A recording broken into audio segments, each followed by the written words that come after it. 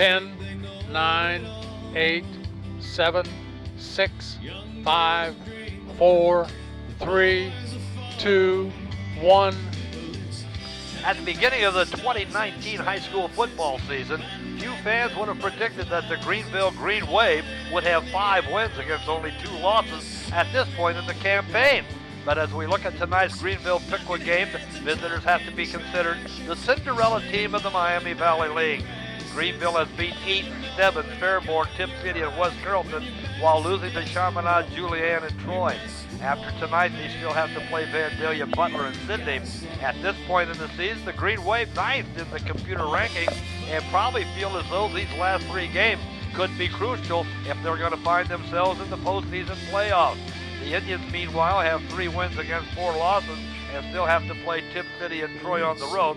But last Friday night gave a fine senior squad all they could handle in losing 21-7. 9 seniors will be playing their final game at Alexander Stadium, Burtfield tonight, and they include Colin Rowe, Zane Booker, Tavian Elder, Cameron Deal, Keegan Kuhn, Hudson Hall, Billy Dobbins, Jonathan Delachanta, and Riley Hill. Hello everybody, Dwayne Bachman along with Bob Luby and our Indian Nation Station crew, ready to bring you a game that is difficult to handicap. The Indians have probably played a little bit more of a difficult schedule, but Greenville can still take pride in their 5 wins, and they don't have to play the Xenia Buccaneers anymore in 2019. Good evening everybody, Dwayne Bachman, Bob Luby. Bob, I don't know what you think about this, but a little hard to handicap it. How about a scouting report? Okay, Dwayne, Greenville, probably the most surprising team in the Miami Valley Conference this year, brings a 5-2 record into tonight's game. The Green Wave will line up offensively with either a single back or 3 receivers or 2 receivers on each side of the offense. Quarterback Tyler Bikey is a 3-year starter who is second in the MVL in passing with 947 yards and has rushed for 192 yards. So he's the main force. He runs the ball well, throws it well. His favorite targets are John Butch and Marcus Wood, and they're ranked 3rd and 5th respectively in the league in receiving yards. They will run the ball in a balanced run-pass offense. They like to run it, but they do better, I think, throwing the football. Now, defensively, Greenville plays the same defense as Piqua.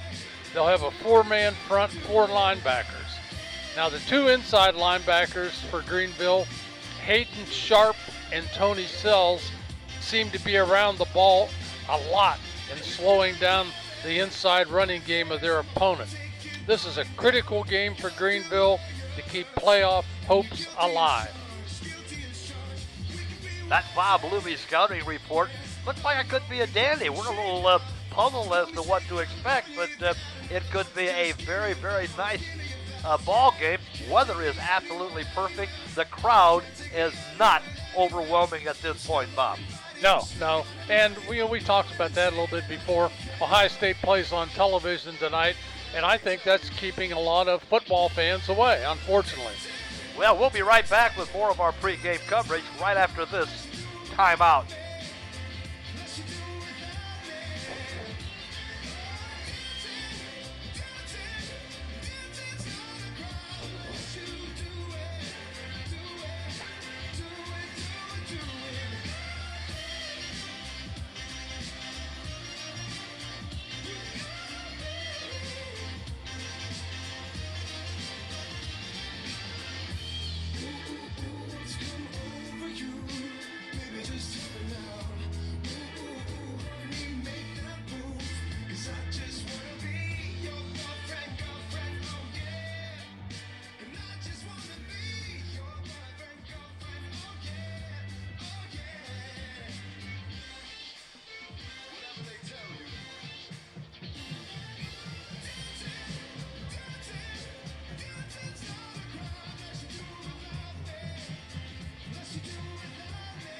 Welcome back to Alexander Stadium, Perk Field, where you're watching Piqua High School football on the Indian Nation Station. Time now, Bob. Starting alignment for the Green Wave, 5-2 against the Indians, 3-4. Well, Piqua won the toss, and they deferred to the second half. and to go on defense. So we'll give you the Greenville offensive lineup. They'll line up with number 70, Devin Shepard at center, a 5'8", 200-pound senior. The guards, number 55, Terry Miller. He's a 6', 200-pound senior. And Titan Grody. He's a 5'11", 205-pound senior. Tackles, number 68, Luke Perea. He's 6'1", 245-pound junior. And Colton McCartney. He's a 6'1", 265-pound junior. The ends, number 25, Hayden Sharp, a 6', 200-pound junior. And the split end, Marcus Wood, number 1. He's a 5'9", 100-pound senior. Quarterback, number 18, Tyler Bakey, a 6', 160-pound senior. The running backs, number 40, Cale Dothner, a 5'9", 160-pound junior. And Connor Mills, number 23. He's a 5'11", 165-pound junior. And the flanker, number 2, John Butch, a 6'1", 185-pound senior.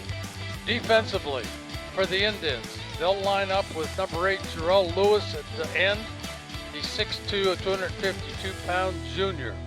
The other end will be Hudson Hall, number 50.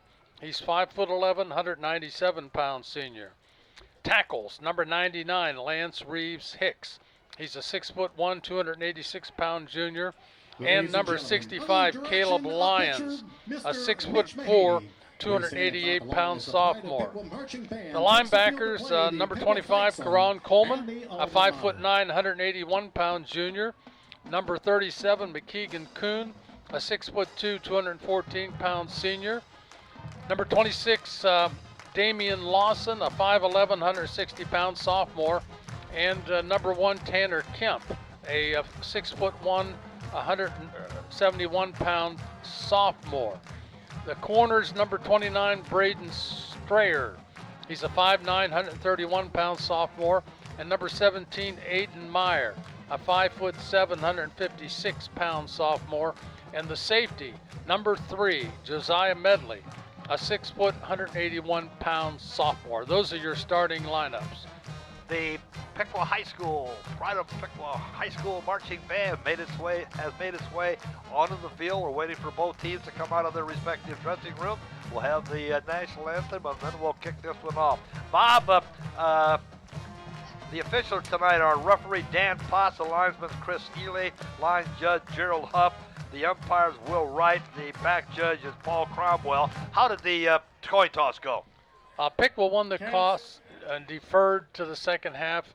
They'll kick off to start the ball game. All right, we always have keys to an Indian win. This game is so hard to get a good feel for. What's your thoughts? Well, I think firstly, number 1, the Indians can't afford to turn it over. I think this could be a close ball game, and in a close ball game, turnovers make a huge difference. So that's critical. Number 2, second key, I think, is Marcus Wood, number 1 for Greenville, is an outstanding return man. He's a wide receiver, he's a defensive back, and he's a return man. He's very dangerous. Everything I've been able to gather is the guy can go all the way on any particular play. So they have to keep Marcus Wood under control, keep the punt away from him. Thirdly, I think the Indians need to find a way to limit passing yards. Tyler Bakey is second in the MBL in passing, and he can pick apart a defense pretty quickly. So the Indians have to find a way either through a good pass rush and good coverage to shut him down. And number 4, my old standby, which I think is important, on first down, make enough yardage you don't put yourself in a position where you're end up second and third and long. You need at least 3 to 4 yards on first down. And the Indians, if they can do that, they can sustain drives, I think, and control the football. Well, the Greenville Green Wave coming out of their dressing room, headed to midfield to huddle around their head coach. Our band making its way to the tunnel, waiting for the Indians to do likewise. And Bob, as I look at tonight's ball game, beautiful night. Crowd is very, very slim, but by the same token, I think we're going to have ourselves a ball game. Yeah, I think it's going to be a good ball game. I think we could see some points being put on the board because Greenville has an explosive offense. They have some people that can make plays. I like their passing game. I think they can put a hurt on people throwing the football, which has not been the strength of the Indians this year. Greenville has the second, and it's Tyler Mikey. He's the second leading passer in the Miami Valley League, right behind Kamari Cleveland of West Carrollton. Mikey's thrown for 947 yards, and that's pretty good year's work thus far. He's got some good receivers. John Butch is the third leading receiver in the league. Marcus Wood is the fifth leading receiver. So they're capable of making things happen offensively. Bob, as I put my starting lineups together, I noticed that they aren't big. And we're talking 300-pound type thing like Xenia brought to the field last Friday night, but they seem to be pretty quick. There's going to be a little difference. Let's see what it pays off. Weight or speed, we'll find that out as soon as we kick it off here at Alexander Stadium Perk Field. Another issue, Dwayne, I think is worth mentioning is the fact that Greenville has 9 players that play both ways. And weather like this is not as bad. Yeah. It's a cooler night, but still, you're out there. It's legs, wearing out. So they're going to have to spell some people, and hopefully, when they spell them, the Indians can take advantage of it. Everybody here at the stadium is being asked to stand, remove their hats for the national anthem played by the Piqua High School marching band. Oh, say, can you see by the dawn's early light what so proudly we hailed at the twilight's last gleaming, whose broad stripes and bright stars through the perilous fight o'er the ramparts we watched were so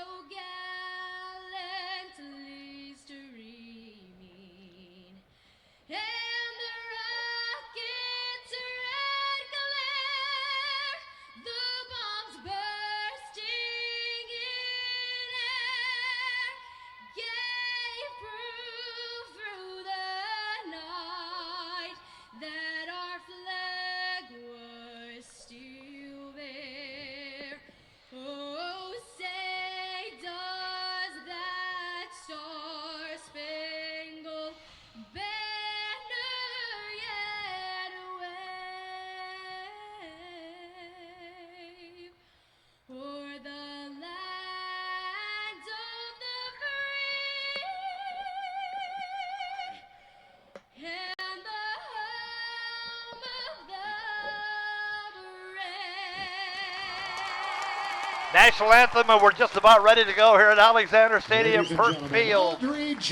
Piqua versus Greenville, a clash that has been a pretty good rivalry over the years, but in recent years, Bob, the Indians have gotten the better of them on the football field, and I think right now the Way with a 5-2 record think this might be their year, and I really believe deep down some of the fans are probably saying if they can win 3, the last 3, Piqua, Sidney, and Vandalia Butler, they got a chance to go to the playoffs. Maybe they can go to the playoffs by winning 2. So to add a little added incentive there, I don't think Greenville's been to the playoffs in a long time. No, and this year is their best record since 2014 when they were 5-5.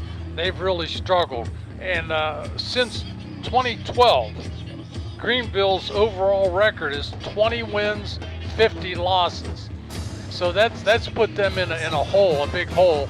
And I'm sure they want to finish strong. Let's see what happens as the Indians get ready to kick it off. It's going to be Jackson Trombley kicking it off for the Indians. Deep is number 1, that's Marcus Wood. He's going to be waiting for the kick, and this young fellow Trombley can kick it a mile. So let's see what happens as we get this final home game of the 2019 season underway. Glad you've joined us, Dwayne Bachman, Bob Luby. Should be a dandy. Waiting for the whistle by the referee. And when we get that, we're going to get this one started. Glad you've joined us on a beautiful fall night for football. There's the whistle. And here comes the kick from Jackson Tremblay.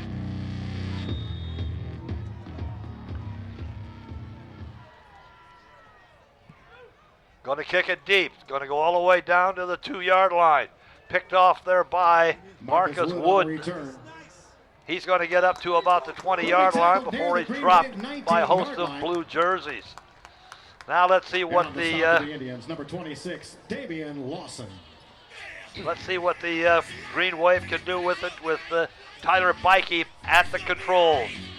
Bob, it would appear to me that we might see the ball in the air a little bit tonight, which was a contrast to last Friday night when Xenia only passed the ball once in the whole ball game. Well, they're going to start out with 3 receivers to the right side, 1 to the left side. They're going to spread you out a little bit, put a little pressure on the Indian defense, pass defense. Bikey brings him up. He's going to throw the ball on the first down. He completes it to about the 15-yard line, which means he's going to maybe get back to the line of scrimmage, maybe gain. Well, he's going to lose a couple yards. In the Green Wave backfield. And on the side. So the first pass of the night from the quarterback, Tyler Bikey, goes complete, but in a losing situation. Let's give him second down. Let's go to second down at 13. Bikey waiting now for the snap. He's got it. He's going to keep it himself. He's going to get to about the 20-yard line. Got back to the line of scrimmage. Probably got another one. So it's going to be third down and 9. Yeah, a little fake jet sweep, and Bikey's a good runner. His rushing, he's doing a good job running the football. He's 13th in the league. He has 312 yards, so that's representative. That's another part of the offense that the Indians have to worry about. Here's the next snap. Bikey off to the right side, trying to throw it downfield. It's going to be incomplete. Out of bounds right in front of the Piqua bench. It's going to be fourth down. So the Indians defense hold it right away, Bob. Yeah, nice job by Piqua coming up to slow the Greenville offense down.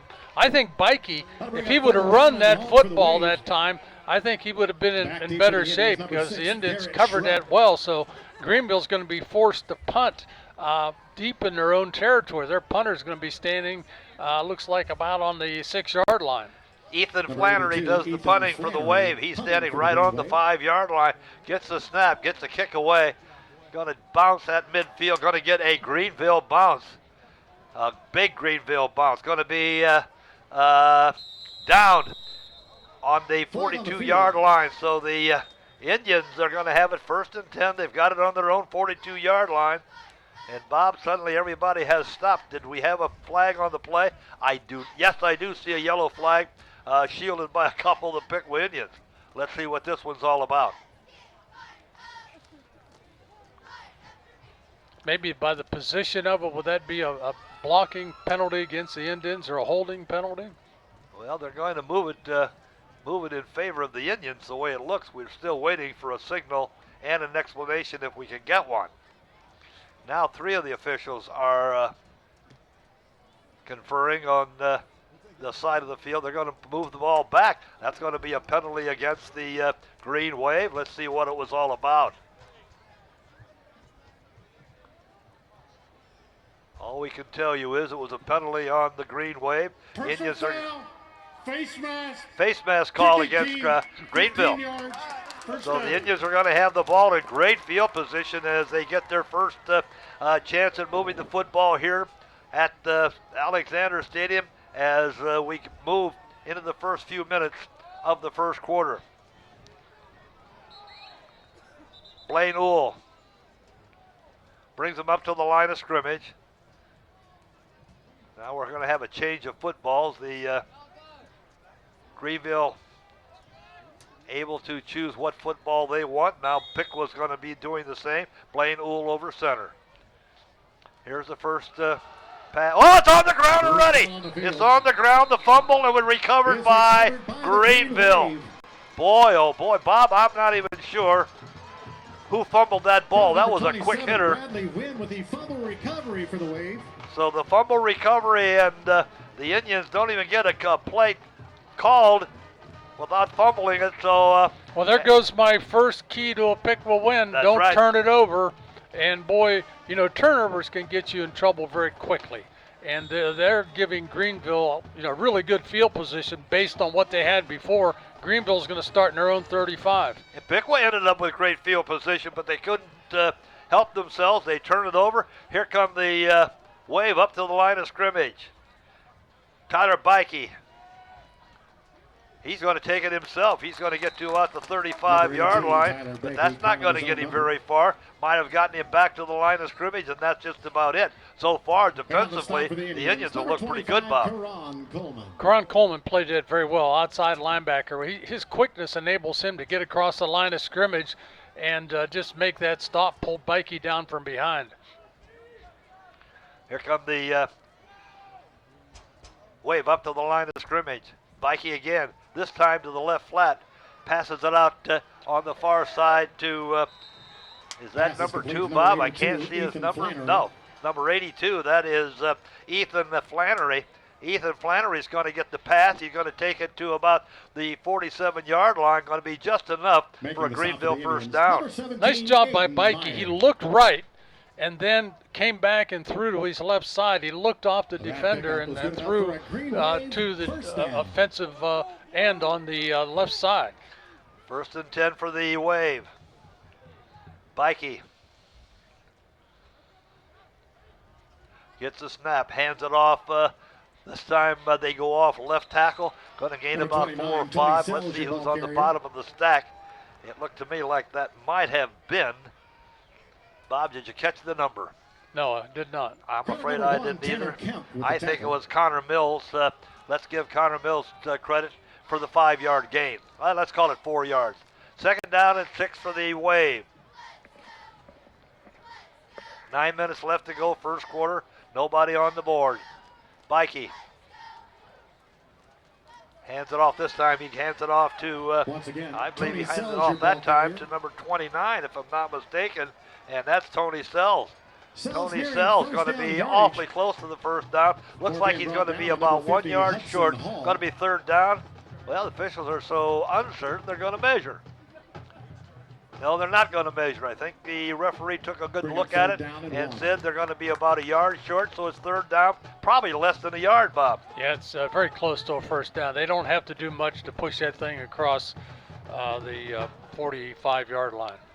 Here come the Wave up to the line of scrimmage. Tyler Bikey hands it off then this time to number 29. That's Tony Sells. Tony Sells your ball going to have carrier. enough for another Greenville first down. Bob, after giving up that great field position with a fumble, now all of a sudden the Wave seems to have their offense in gear. And it seems like they're content on running the football. They came out wanting to throw it, and now Ladies and they're keeping it on the gentlemen, ground and have been all successful. seniors, golfers, Let's see what cross-country happens as runners, the Green and Wave tennis have it players. first and 10. They've Please got it meet on the Piqua the athletic director at the 42-yard line. locker room. Thank you. Wide out to the top side and to the near side. Bikey this time hands it off. No, he's going to keep. Who's got the ball? Bikey. I believe. Tyler Becky, your ball carrier. I believe that was number 18, Bob. Yeah, he if I'm kept not it. mistaken. Tanner Huh? Kemp with the tackle. 18 was Tyler Yeah. Bikey. Yeah, he kept it fake to a back coming in motion, and Bikey just faked it and kept it. On the fake, what you do is draw your linebackers to follow the man that they're faking to, and that gets them out of position, and Bikey hopes to hit the middle and pick up some yardage. You mentioned it earlier. Bikey likes to run, does a nice job of it. Yeah, he's a good athlete. He gained 3. Let's call it second down and 7.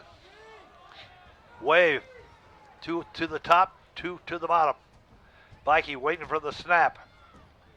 He gets it. He's going to pass. Go to the right side. Gets it over to one of his receivers. The ball's on the ground. It's another fumble. Now let's see who got that one. I think That one Piqua- was covered by Piqua. Football. So Piqua recovers the Greenville fumble. The pass was completed to number 9. That was Alec Fletcher. He coughed it up. Piqua's got it. Now the Indians have it. First and 10. They've got it on their own 31-yard line. Boy, Bob, two turnovers, and we're only halfway through the first quarter. Yeah. Here come the Indians up to the line of scrimmage. This one's inside to Josiah Medley, Another- ball carrier. I thought it was another fumble, but it wasn't. Boy, that was Bob, I'm not so sure. Was that Garrett There's no Shrub? loose ball on the field for the Indians, but it was recovered by number 6, Garrett Shrub.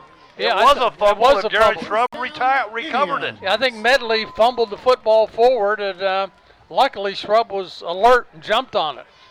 So we've had 3 fumbles, and we're still playing midway through the first quarter. Boy, this could be an exciting ball game if for no other reason nobody can seem to control the ball. Over center. Going to hand it off to McKeegan Kuhn. McKeegan Kuhn off to the right side. Going to get a few. McKeegan Going to Kuhn, get up to ball about the carrier. 42-yard line. The Indians are going to have it second down. Second down, and let's see And where on they the move stop the for the stake. Green Wave, number 61, Carter Elliott. There's a See flag if on they the play. flag on the play. Let's see what that's all about. The Indians are moving Number 71, 10 yards, first down. against Piqua.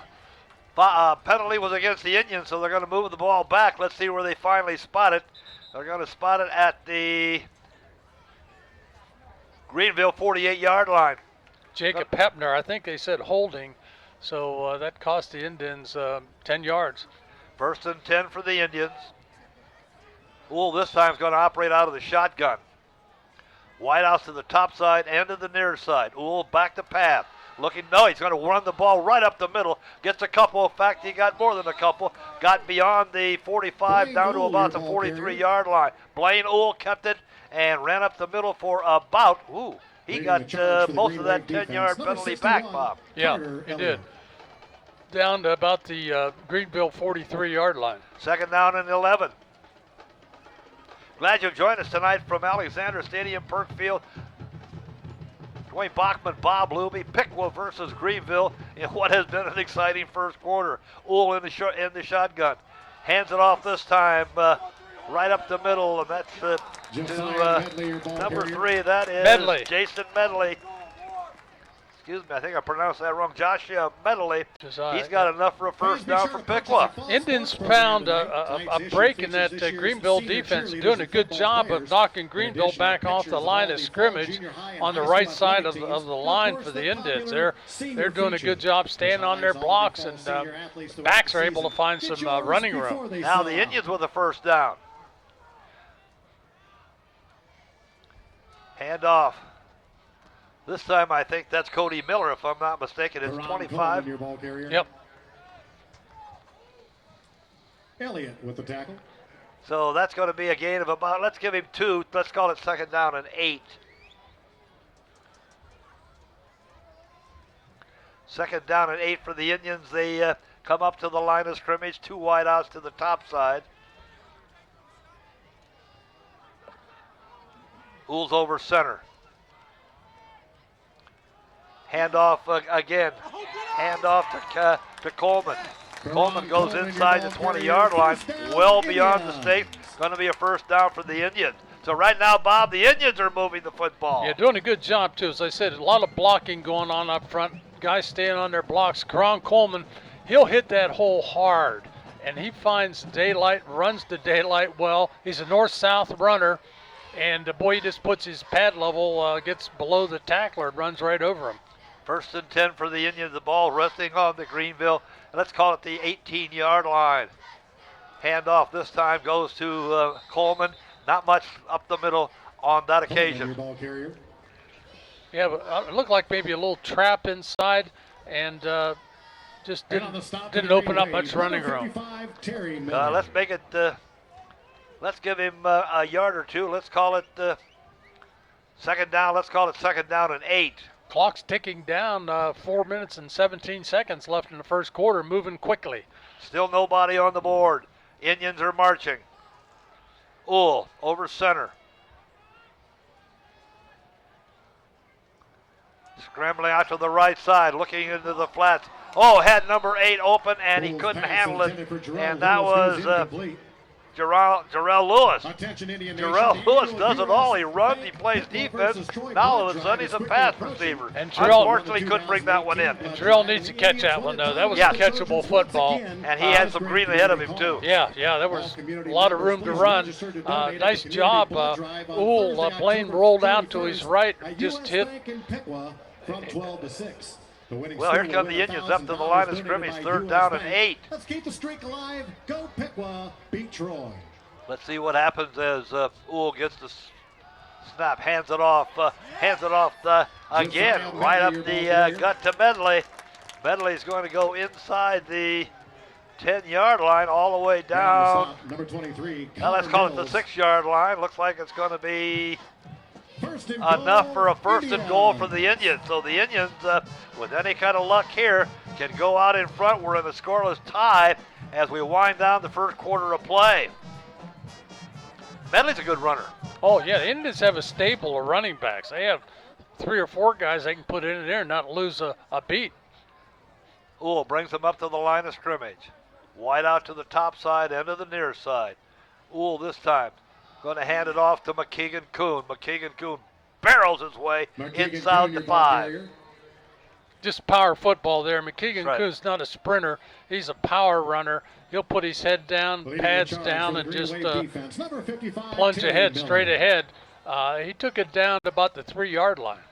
Let's call it 2nd down and goal to go for the Indians. Play coming in from the sideline, and Bill Nace.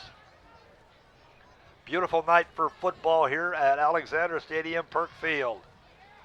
Last home game of the season for the Piqua Indians. Uhl over center. Then all of a sudden we have a timeout. Piqua decides to take timeout. Timeout on the field. Timeout. You're watching Piqua High School football on the Indian Nation station. You're home for Piqua Athletics.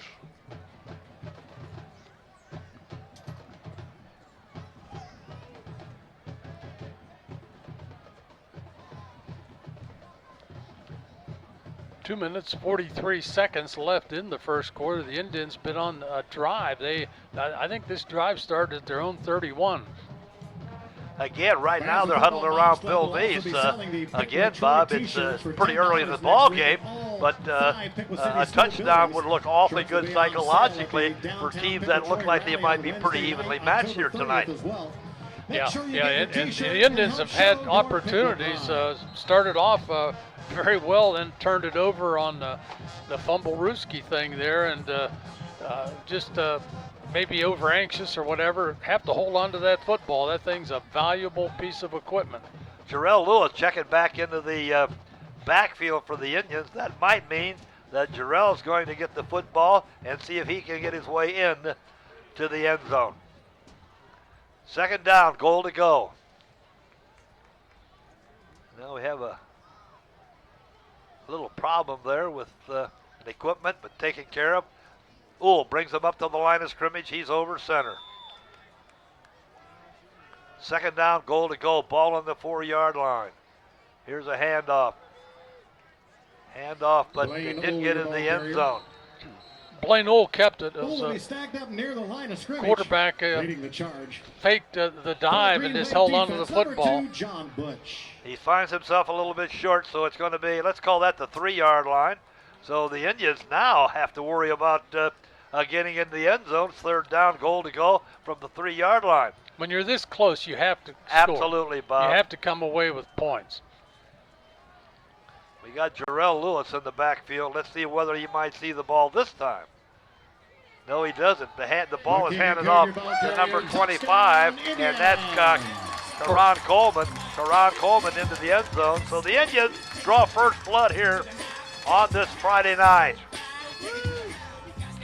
Jarrell Lewis just led the way.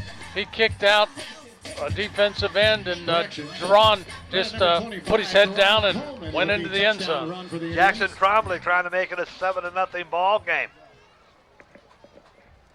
Still have 2 minutes left in the first quarter. Waiting for the snap. It's up. It is Jackson Trombley right down the middle. Good. So the Indians jump ahead 7-0. We'll be right back.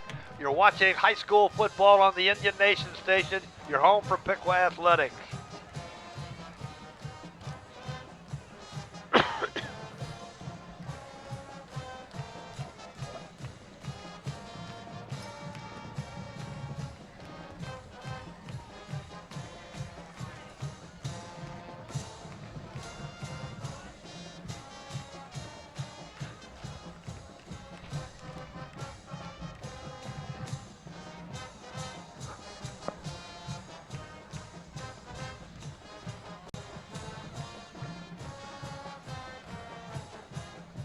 Welcome back to Alexander Stadium, Perk Field. Dwayne Bachman, Bob Luby. The Indians just pushed across a touchdown.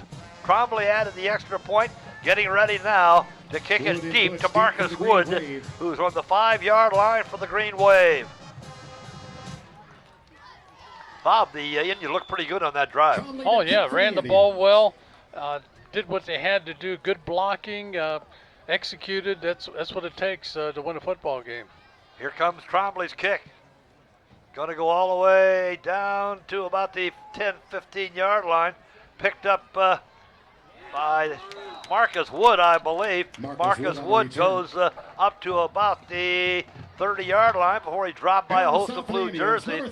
So now let's see whether or not the Indian defense can take it away from the Green Wave again, Bob. Yeah, Marcus Wood is a threat. I mentioned that earlier. He's got good quickness, good speed. He could take it all the way. He could take it to the house on any given play. So the Indians really, really have to be careful with him.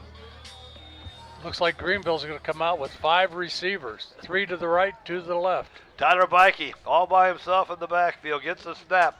Instead of passing it, he decides to keep it. He's going to get up to about the 36-yard line. Had a lot of pass receivers, but decided to tuck it in and got himself about 4 yards. Let's call it second down and a very long 6. What they do is spread the defense out, and they run that fake jet sweep, bring them back in motion, coming back against the grain, and the quarterback fakes to him, then quarterback just moves it up inside. Same formation in the second down. Now the pass goes to the far side. And that goes over to John Butch. John Butch is going to be short of the first down. Looks like it's going to be third down. Looks like it's going to be third down. Let's call it third down and 2. John Butch, one of the pass receivers for Greenville. That name, of course, is very familiar to anybody who's ever followed Piqua Athletics. His dad, Mike Butch, one of the fine tracksters ever to wear the red and blue. Correction, 3rd and 2. Third down and 2 for the Wave. They're up to the line of scrimmage. Bikey hands it off. Bikey hands it off, I believe, to Tony Sells, your ball Tony carrier. Sells. Tony Sells, did he get enough for a first down? They're looking at it. Lance Reed, I believe he did. Referee taking a peek. Now they're going to measure. They're going to measure again, so have an official timeout on the field for a measurement. let's see what happens as they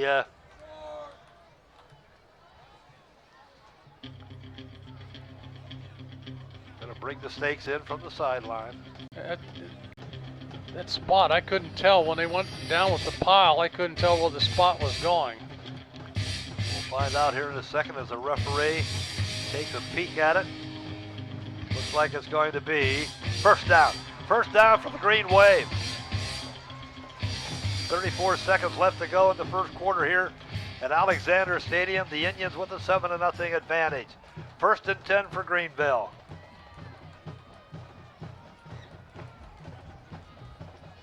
First down, Green Wave. Up to the line of scrimmage brings Tyler Bikey.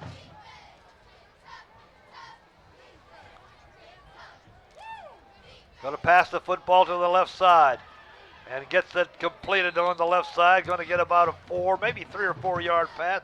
Let's see who was on the bottom of the stack. Looks like it was Butch again.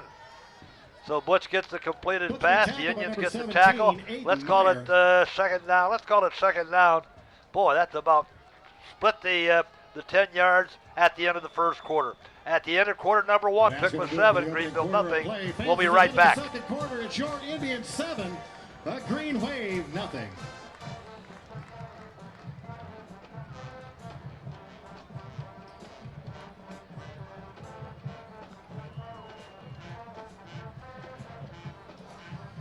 The athletic department would like to thank the American Legion for once again being the sponsor of all Piqua Indians touchdowns at Alexander Stadium. American Legion is donating $100 for every touchdown scored by the Indians at home. So far, the Indians have earned $2,000. Thank you, American Legion, for your generosity in helping the Indians win on and off the field.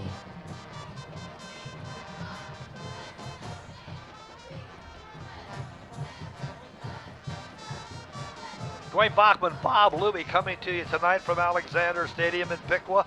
We're just about ready to start the second quarter of play. The Indians own a 7-0 lead, but the Wave have the football. They got it second down. Let's call it second down and 5. Ball resting on their own 43-yard line. Tyler Bikey waiting for the snap. Hands it off. No, he's going to pitch it out on the far side to Tony Sells, who breaks a couple tackles and is going to have enough for a first down. Little option right, and the pitch went out to Sells. He got out on the perimeter, turned it upfield, and looks like he picked up enough for the first down.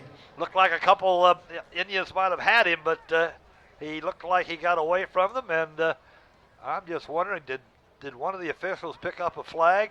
Picked up the flag and said there is no violation. So it's going to be 1st and 10 for the Green Wave. They've got the ball now in Piqua territory. The ball's resting on the 46-yard line of the Indians. 2 wide outs here to the near side, 1 to the top side. Tyler Bikey is the quarterback. He hands it off to Sells again, this time right up the gut. He's going to get, let's give him 4. Let's call it second down and 6. Greenville's done a good job of changing the direction of their offense. They've gone from the pass game, quarterback running the football.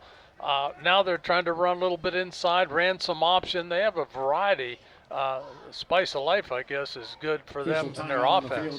I thought, Bob, and we talked about it in our pregame show, that the Green Wave would put the ball in the air a little bit more than they have so far. Yeah, I did too. I felt very strongly about that. And now they're conferring out there. I'm not sure they have a Greenville captain, and they're talking to the Piqua team. I'm just wondering whether or not they aren't cautioning both teams to be a little bit careful about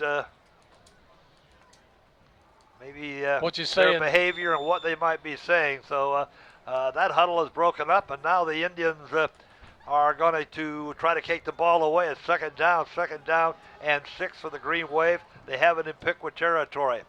Bikey. He's going to pass. He's getting some pressure, goes out to the right side, decides to keep it, is going to get close to a first down, runs over the stakes across the way.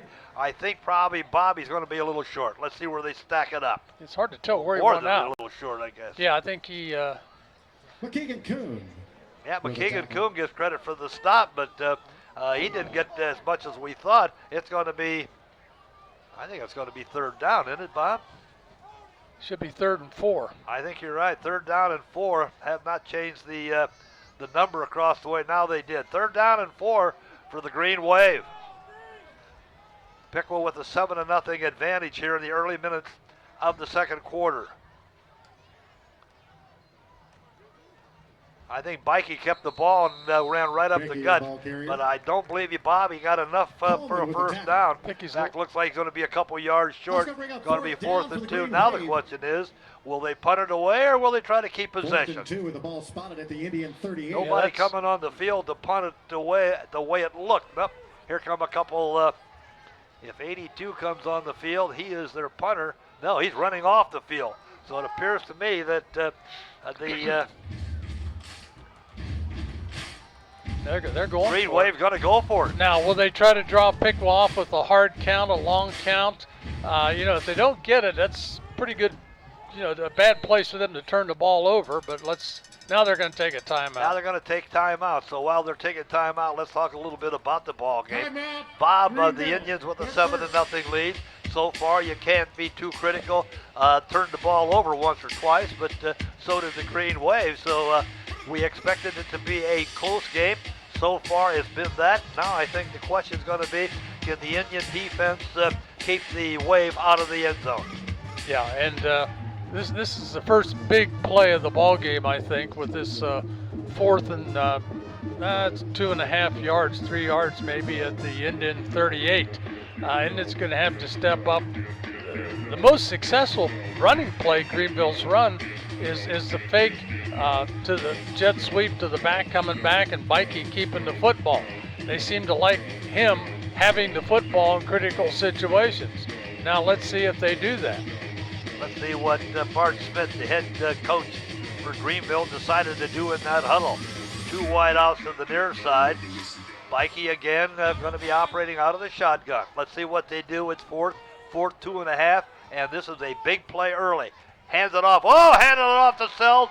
Sells gets all kinds of room. He's down to the 25-yard line. Little change of pace. Bikey didn't keep the football. I think it fooled everybody.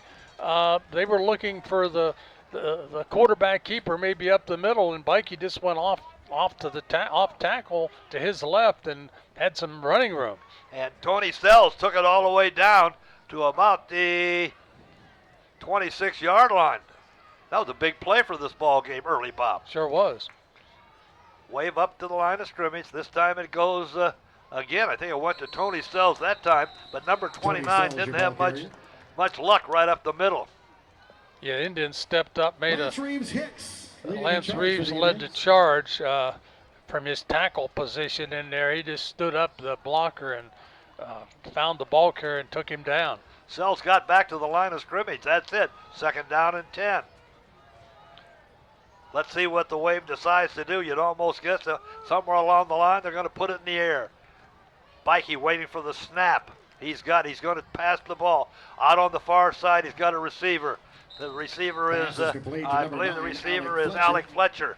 Alec Fletcher got the pass, got it down to the 20-yard line, still short of the first down. Going to be 3rd down. Bob, 3rd down. Let's call it 3rd down and 4. Clock moving. It's 9 minutes left in the first half. The Indians ahead 7-0.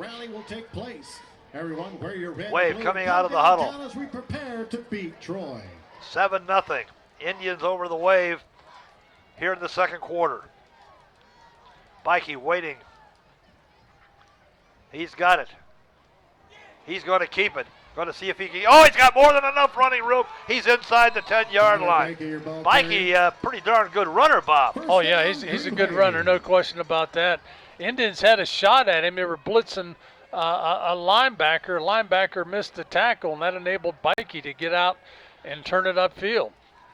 So I believe that's going to make it a 1st and goal to go for Greenville. Greenville trying to answer the Piqua touchdown of just a few minutes ago. Now we have a flag on the ground, and nobody around. Don't know where that came from. Let's see if we get an explanation from the referee. I think it's coming right now. Personal foul, face mask, defense. Face mask penalty against the Indians, so that's not going to help any. Ball going to go down now, and they're going to respot it. Let's see where they're going to put it. Looks to me like they're going to put it at about the, let's call it the 5-yard line. Yeah. So it's going to be 1st and goal for the Green Wave on the 5-yard line. Piqua with a 7-0 lead. 8 minutes left to go here in quarter number 2. Senior night at Alexander Stadium. Bikey brings him up. Got 2 receivers to the right side. One in motion to this side. He's going to hand it off to Sells. Sells right up the middle, but Bob, Tony not Sells, much your luck, ball and all of carrier. a sudden we see a flag Sells coming will from the stack up far near the line of side scrimmage. of the field. Let's see what that's all about. Hudson Hall leading the defensive charge for the Indians. Good defensive work, but the penalty, let's see what that might be. Might be a hold, I don't know. Waiting for the referee to tell us exactly what the infraction might have been.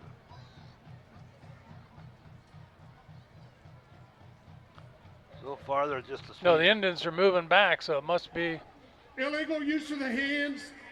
Defense number 8, half the distance. illegal use of the hands against the Indians. So First that's down. going to be half the distance. That's going to put it, Bob, I think putting it at the 2-yard line is rather accurate. Let's see what happens. It's going to be first and goal to go from the 2.5-yard line, I think. They caught Jarrell Lewis using his hands up, I think, probably in somebody's face or in the helmet area.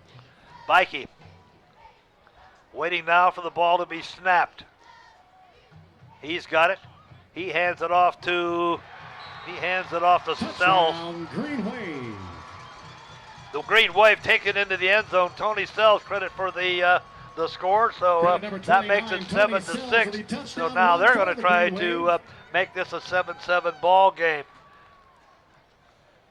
Number 82, Ethan Flannery, does the kicking for the Wave, and they're going to see whether or not they can make this a 7-7 game with 7 minutes and 52 seconds left in the first half.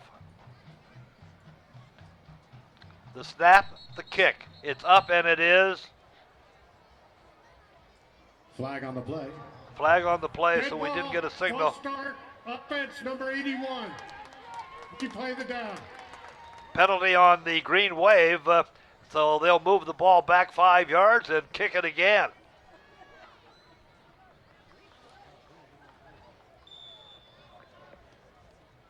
Ethan Flannery. We'll try to make it a 7-7 ball game.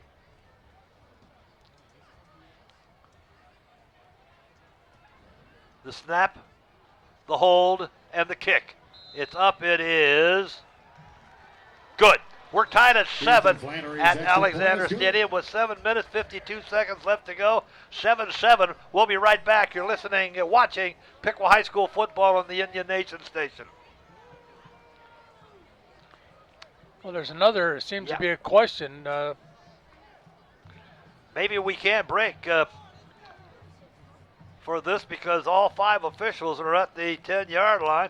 Let's see what this is all about. Dead ball. Now one of the officials is Personal coming foul. over to talk to Bill Neese. Piqua, number 8, 15 yards on the kickoff. The penalty is going to go against Jarrell Lewis, Personal foul. and that's going to be assessed on the kickoff. So right now we've had a huddle with the officials talking to both captains. Now we got one of the officials talking to Bill Neese.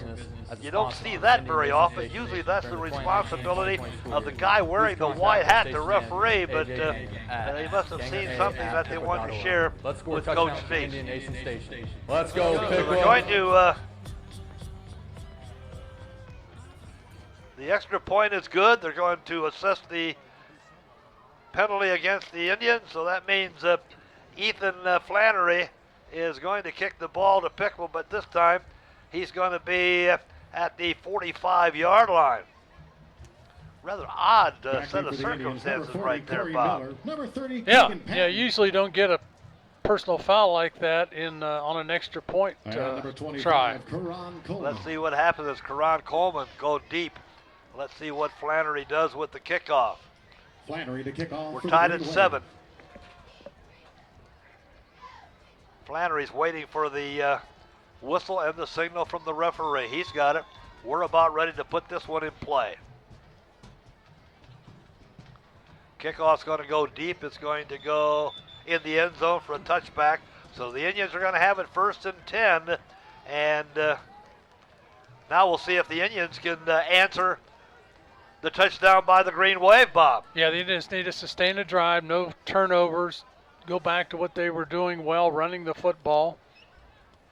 We thought it was going to be a pretty close game between two teams, probably equally matched, and the first half would indicate that's exactly what we've got on our hands here tonight. Uhl brings them up. 2 wide outs here to the near side. 1st and 10. Ball on the 20-yard line. Uhl's ready. Uhl hands it off. Hands it off to Corey Miller, your ball Corey carrier. Miller. Corey Miller up the middle. He's going to get to the 25-yard line. That's going to give him half of them, so it's going to be 2nd down and 5. Well, good yardage on first down. Critical. That's what you need. And on 3, the 4, side, 5 yards number on first 79, down Wesley Schaefer. makes the other couple downs much easier to convert. Uhl brings them up. 2 wideouts here to the near side. Playing Uhl over to the center. He hands it off. And I'm not so sure he handed it off to somebody, but whoever he handed it off to was met with a brick wall and was dropped, I think, for a loss. Miller, your ball carrier. And on the stop. Well, he number got back to the 55, line of Terry scrimmage, Miller. but good defensive work that time by the Green Wave. 3rd down. Let's call it 3rd down and 4.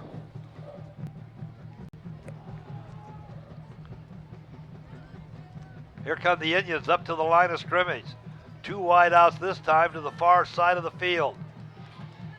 Blaine Uhl over center.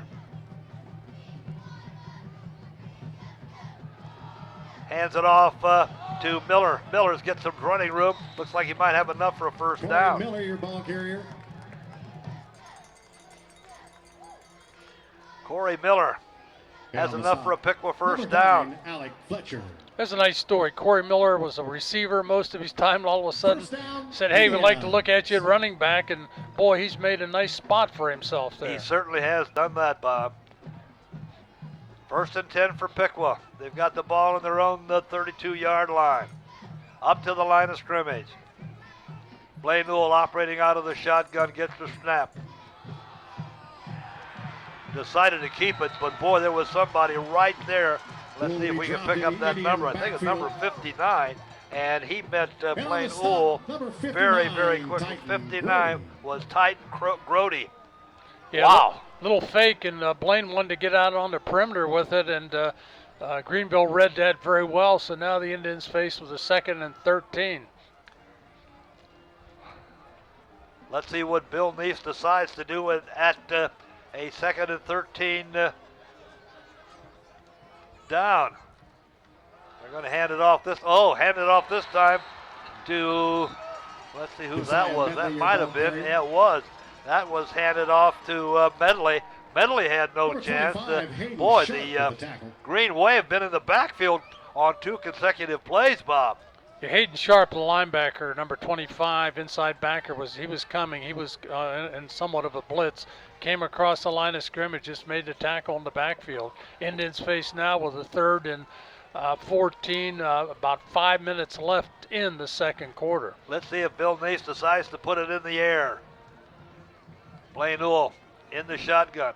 Looking downfield, he's going to keep it himself. He's going to get a little running room, but going to fall way short of the first Blaine down. Uhl, your So ball that's going to carrier. bring up a 4th down for Piqua. Grody with the tackle. So the Indians are going to have to punt it away. That'll bring up 4th down for the Indians. The Indian punter is Austin Burns. Austin going to punt it away, going to go down to either Butch number 1 and Wood or deep for the number, Green Wave. is that John Butch and Yes, it Marcus is. Wood? I believe it is, Bob. Yep. 2 of them back there. Both of them can run. Burns waiting on his 22-yard line. Gets the snap, gets it away. Nice high kick all the way down to the 30-yard line. Picked off by John Butch. John Butch fights his way to the 35 before he's down by a host of blue jerseys.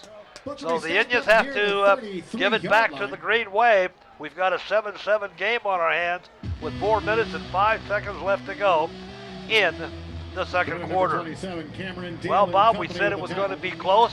Looks like that's what it's going to end up being. It's been a competitive game thus far, back and forth. Yes, it has. Neither team has jumped on the other one quickly. Indians had some opportunities, but couldn't get the offense together. Now they're back on the other side of the ball, have to slow down this Greenville defense. Let's see what the Wave decides to do as they come up to the line of scrimmage. Tyler Bikey hands it off. Hands it off to Marcus Wood. Marcus Wood around the left side. Oh, that ball's on the ground. Let's see if it's a fumble. Let's see who got it. We have not seen the signal yet. And Piqua picks up the fumble. Marcus Wood coughed it up at about the 41-yard line, right in front of the Piqua bench, and the Indians jumped on it. So the Indians again, Bob, good field position, good chance to put something on the board before both teams go to the locker room. This is something you have to take advantage of, too. When you get a play like that with almost 4 minutes left in the first half, you have to make something happen. Fumbles seem to be the play of the night here tonight. We've seen quite a few of them, and Indians have to take advantage of this. Let's see what Bill Mace decides to do. Play Newell. Over center. Hands it off this time to Coleman. Coleman fights it. Coleman gets away.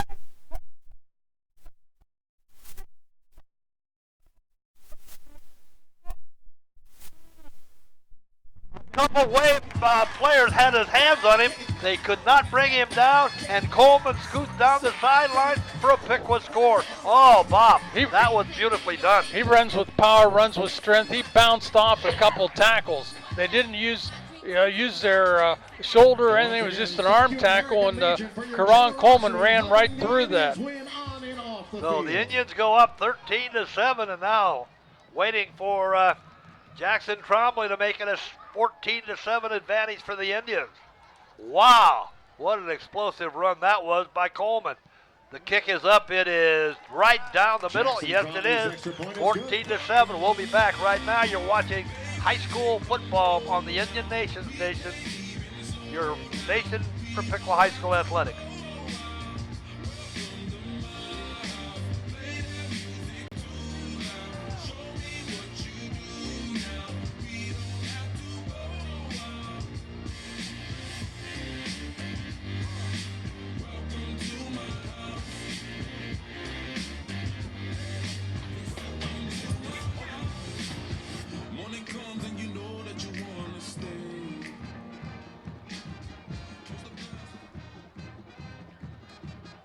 Welcome back to Alexander Stadium. The Indians take advantage of Marcus Wood's fumble, turn it into a touchdown and an extra point, and now they're going to kick it away. And that's the Jackson Trombley getting the ball, putting it on the tee. Marcus Wood and John Butch deep for the Wave. I think that's the Wave's second fumble they've lost tonight, isn't it, Bob? Yeah, yes it is. Those things come back to haunt you.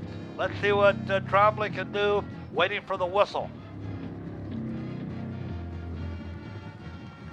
Here comes the whistle, and here comes Trombley's kick. Got to go deep, all the way down to about the 3-yard line. Picked up by Marcus Wood. Marcus Wood gets some running room. Marcus Wood is over midfield. He's still on his feet. He's inside the 40-yard line. On the return for the Wave. Marcus Wood. We talked about him early. We said, I mentioned the fact that he's got really, really good speed, elusiveness, and you try to keep the ball away from him. Didn't that time, and he found a lane, a running lane, came right up the right side in front of the Greenville bench, took it inside the Piqua 40, about the Piqua 38. Good starting field position for Greenville. 3:35 left to go in the first half, so now Greenville got a chance to see if they can tie this thing up before they head to the locker room. Bikey waiting for the snap. Hands it off to Tony Sells. Tony Sells going to get a couple, but he's not going to get a lot. Let's see where they move. Boy, it looks to me like he got a little less than we thought, Bob. Looks like he's going to get, we'll give him a yard, second down and 9. Well, the whole interior that Piqua defense stepped up. Lance Reeves, Hicks, and Caleb Lyons, they were all around the football. As you said, picked up a yard, nothing more. Clock continues to tick, about 3 minutes and 10 seconds left in the first half. Greenville up to the line of scrimmage. 2 wide outs here to the near side for the Wave.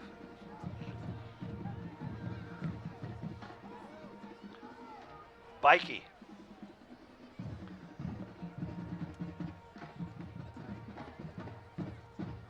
With the snap. He's going to try to pass. It looked like he was trying to screen pass, and it looked like they had him down, but he got rid of it right at the last minute, and it falls incomplete. Bob, I thought they had him down, but he got rid of that ball just in time Just barely. to just make an incomplete pass. Big, good play by the Piqua defense. Boy, Bikey didn't have a chance, and I believe it was going to be a screen pass. Yeah, it was. They were trying to set up a screen. Correction, that was number 1, Tanner Kemp. Tanner Kemp made the play on the perimeter, knocking that ball down. Almost intercepted it. Actually could have had an interception. 3rd down and 9 for the Wave.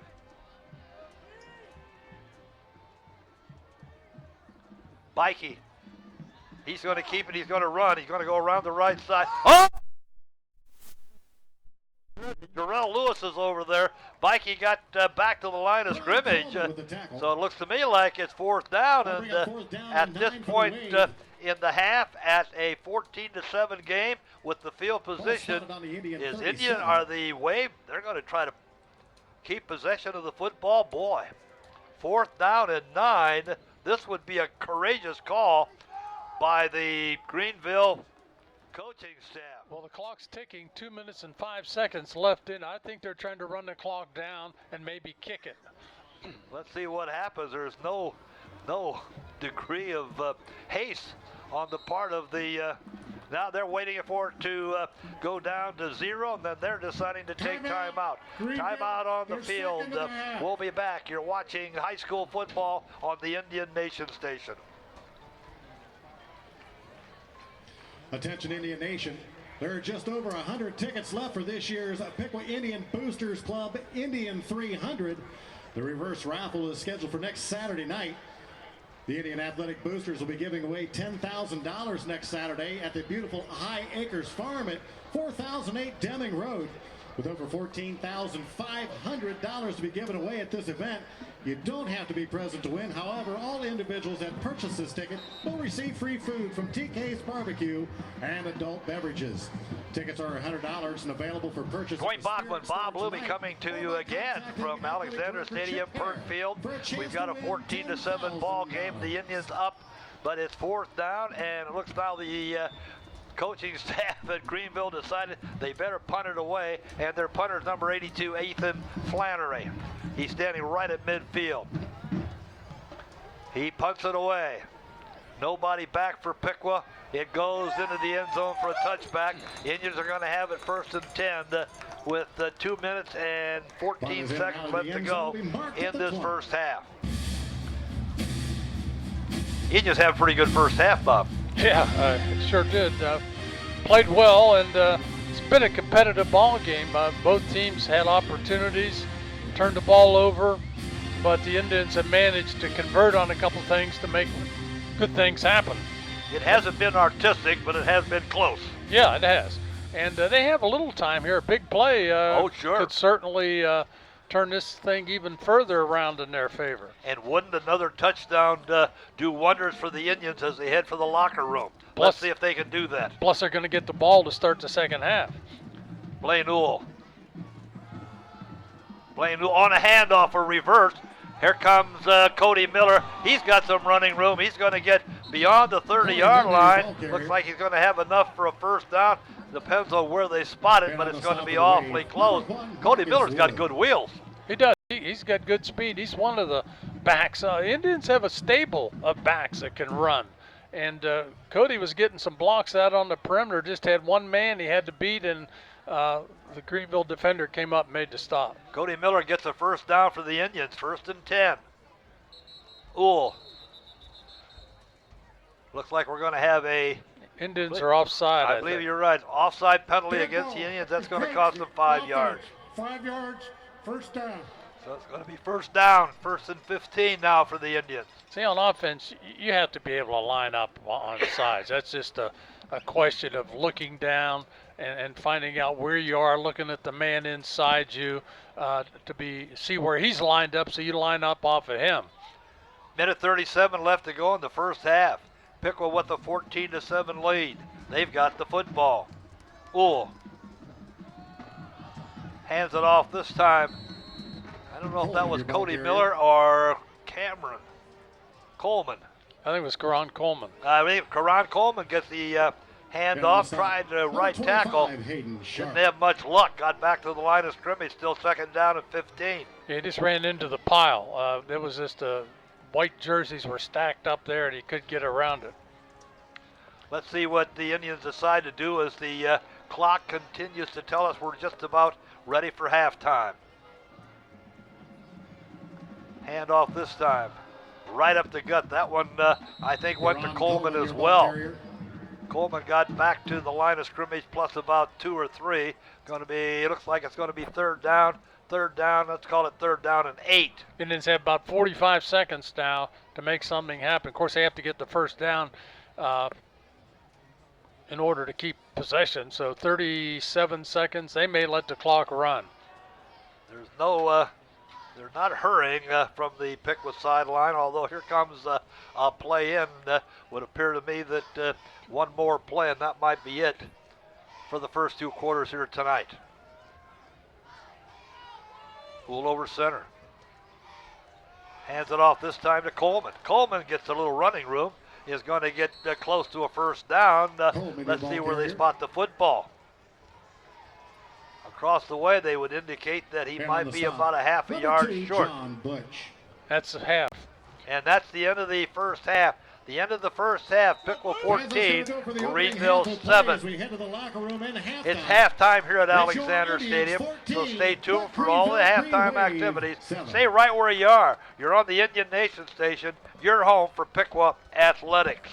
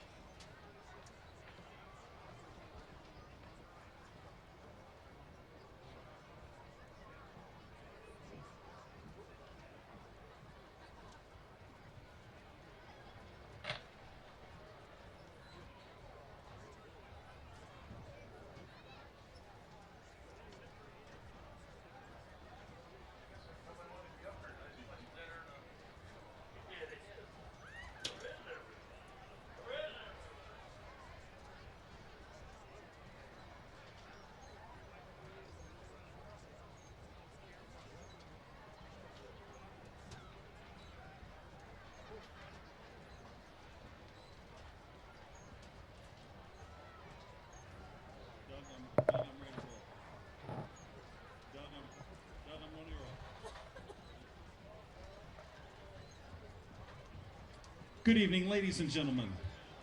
Tonight is senior night at Alexander Stadium, and we continue to honor our senior athletes in girls tennis, girls golf, boys golf, girls cross country, and boys cross country. First up, our senior girls tennis team, who finished with a season record of 13 wins and a new school record. Our first senior player is Skylar Kane. She's alongside her dad, Dan Kane. Skylar is planning on going to Ohio University upon graduation and is still undecided as to her major. Ladies and gentlemen, Skylar Kane. Next is our second senior, Grace Ryan. By her side are her parents, Kevin and Jerry Ryan. Grace's plans for which university she will attend is still up in the air, but she plans in majoring in occupational therapy. Ladies and gentlemen, Grace Ryan. Up next is senior Ricky Ramirez. She is escorted tonight by her by her coach, Coach Davis. Ricky plans on attending the University of Cincinnati and to major in architecture. Our fourth senior is Lexi Nora Sullivan. Tonight, she is with her tennis mom, Amanda King. Lexi is planning to attend Ohio University this fall and majoring in international business. Our fifth and final senior is Madison Beaver. Tonight, she is with Coach Davis. She plans on attending Wright State University or Ohio U to major in education. She also intends to study abroad. Ladies and gentlemen, Madison Beaver and our girls seniors. Now recognizing Our senior girls golf team. Our first senior girls golfer is Hannah Anderson. She is escorted tonight by her parents, Deanna and Sean Anderson. Hannah will be majoring in early childhood education and is undecided as to which college she will attend. Ladies and gentlemen, Hannah Anderson. Our second senior is Reese Tate. She is alongside her parents, Ken and Missy Tate. While she is undecided as to what college she'll be attending, Tate is interested in studying biology. Ladies and gentlemen, Reese Tate. Our third senior is Addie Honeycutt. She is escorted tonight by her parents, Rob and Amy Honeycutt. Addie will be studying nursing and intends to go to South Florida State Community College in Florida. Ladies and gentlemen, Addie Honeycutt. Our fourth and final senior is Savannah Stevens. Tonight, she is with her parents, Michael and Nikki Stevens. Savannah intends on attending Arizona State University to major in aerospace engineering. Ladies and gentlemen, Savannah Stevens and the senior girls golf team. Recognizing next our senior boys golf. Our first senior boys golfer is Cameron Foster. Cameron is escorted tonight by his parents, Mike and Robbie Foster. Cameron plans on attending Wright State University and majoring in mechanical engineering and continuing on for his master's. Ladies and gentlemen, Cameron Foster. Our second senior is Kyler Comer. He is alongside his parents, Guy and Mel Comer. His future plans are to attend Bowling Green State University with a major in finance and banking. Ladies and gentlemen, Kyler Comer. Our third and final senior is Mason Price. He is escorted tonight by his parents, Dave and Jill Price. At the present time, his future plans are still up in the air. Ladies and gentlemen, Mason Price and our senior boys golfers. Recognizing next, the senior girls cross country team. Our first senior runner is Anna Adams. She is alongside her parents, Brian and Nikki Adams, and Bill Winter. Anna is still undecided as to what school she will attend after graduation, but wants to major in environmental science. Ladies and gentlemen, Anna Adams. Our second senior is Danielle Denner. By her side are her parents, Stuart and Joanne Denner. Danielle plans on attending either Ohio University or Kent State University and wants to study chemistry and pharmacy. Ladies and gentlemen, Danielle Denner. Up next is our senior, Ellie Jones. She is being escorted tonight by her parents, Harry and Angie Jones. Ellie is undecided as to where she'll be attending college, but she plans on majoring in art. Ladies and gentlemen, Ellie Jones. Our fourth and final senior is Bob Vulcan. Beside her are her parents, Dave and Susan Vulcan. At the present time, she is looking to attend either the University of Tennessee or Ohio University and is undecided as to what she plans to major in. Ladies and gentlemen, Bob Vulcan.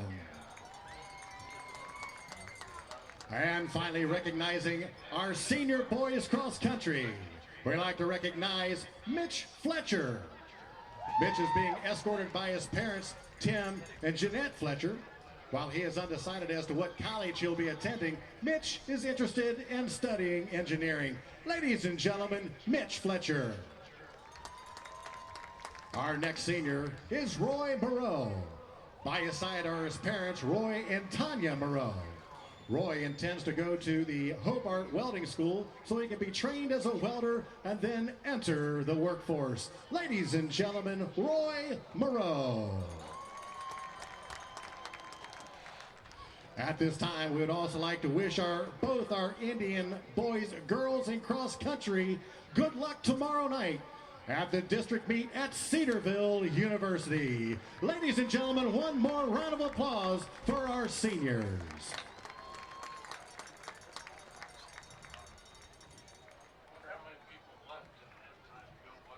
Oh, that's right, Bob. This would be about the time to do it, wouldn't it? Yeah. And of course, this game is still close enough that you shouldn't have to do that. But it'd be 45-0, we wouldn't have anybody here.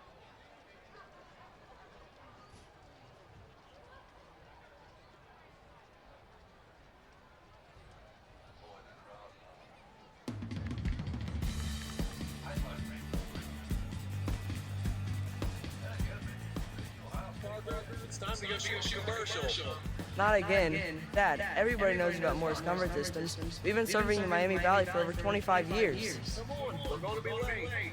Morris has the best offer in furnaces, air conditioning, and plumbing too.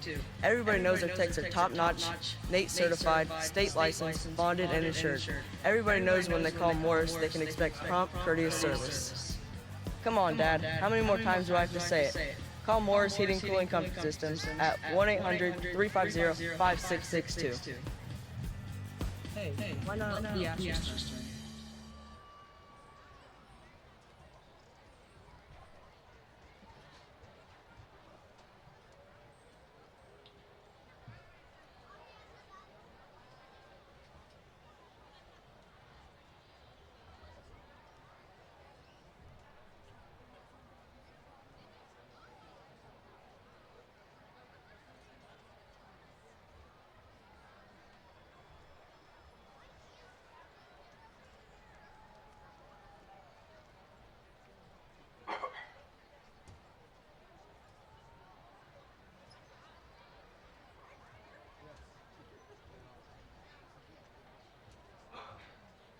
Please welcome the Greenville High School Marching Band of Pride under the direction of Sarah Lewis with assistance from Kat McNew and Joey Jacobs. The band is led on the field by senior drum majors Sarah Horger and Macy Dunphy. The band will be performing their competition movements 3 and 4 of their competition, Day of the Dead.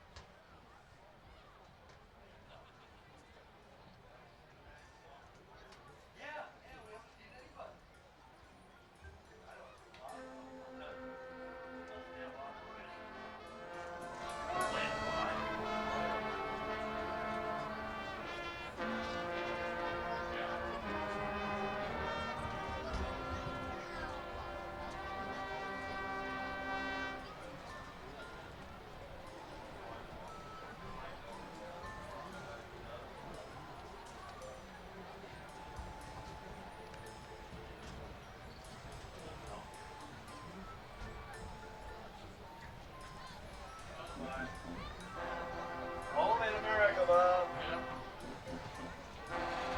I'll bet that was Adam Jacobin's daughter that sung the national. Oh, I think it was. God, she's That's Adam's daughter. I like that.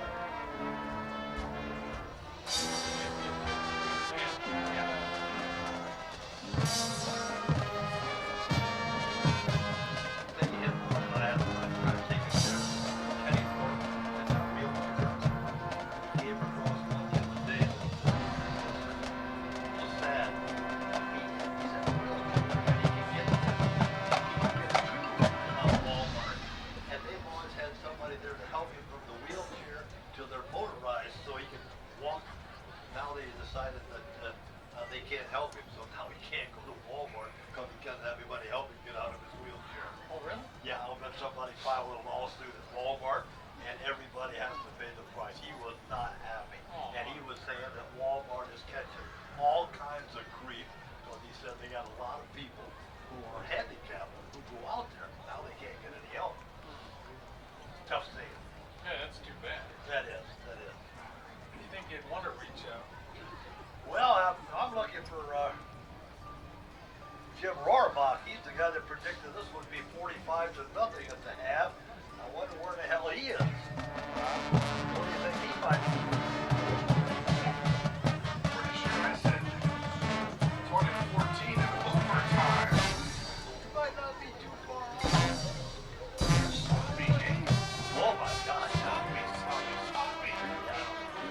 Yeah. Indians running the ball well, have 165 yards rushing.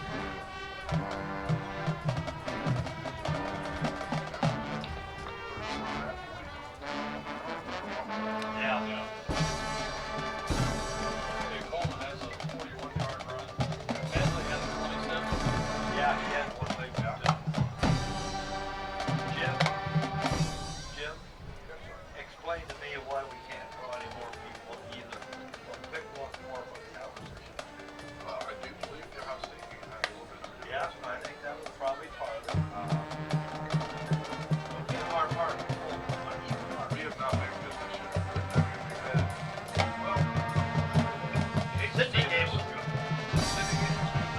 In the first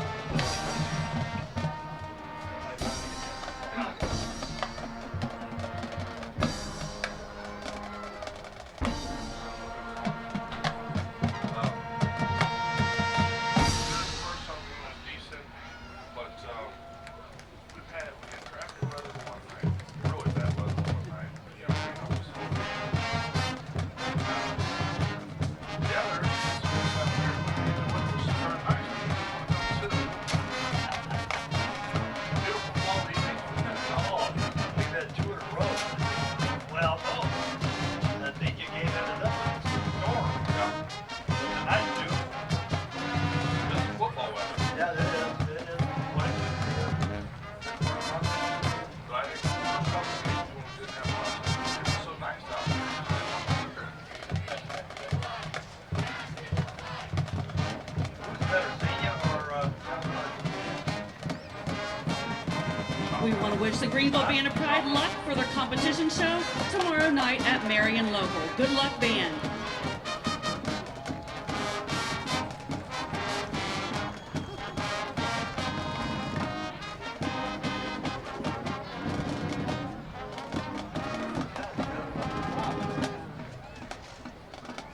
Playing chess. Yeah. More of a bowling tournament, one of the two.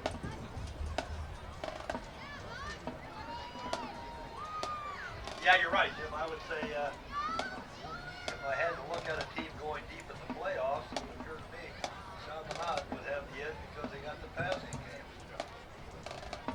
But Zeke is good. God. He just got a powerful running game. Yeah. You can't go deep in the playoffs without passing. A better than average defense. Yeah, yeah. Yeah, right. Yeah. But another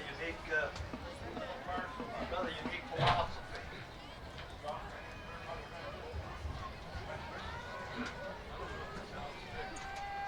I think it's locked, so somebody else conquering for you.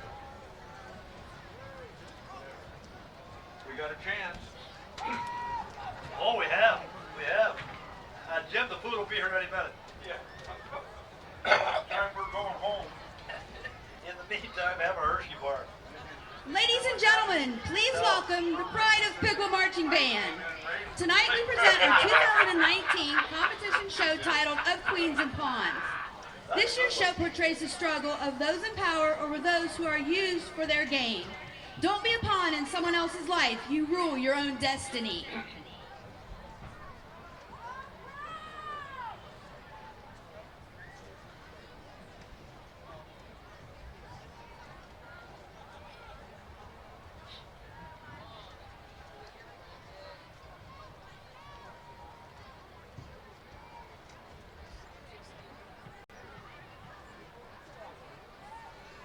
Somebody said the best high school band in the area is at Graham High School.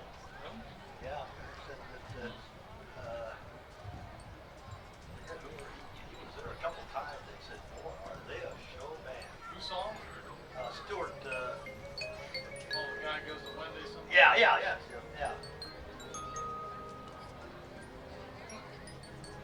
I wonder how many you've seen. Well, that tends to be a little bit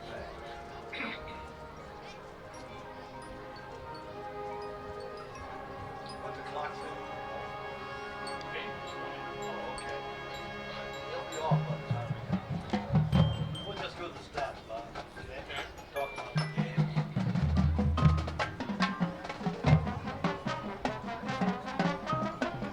Has anybody heard any other stories? I haven't seen anybody talk to him. You just told them. I can't ask him, but sure.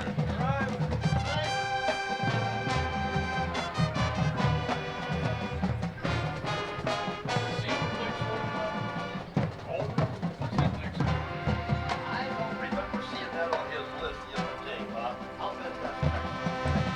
That'll be a ball game for us. They got two back-to-back, and then see you and then us. Yeah. Queens hold total dominion over their pawns, their minions of power. Oh, see, get Troy, wouldn't that be a ball game? Wish I had seen Troy play once. I could make a prediction.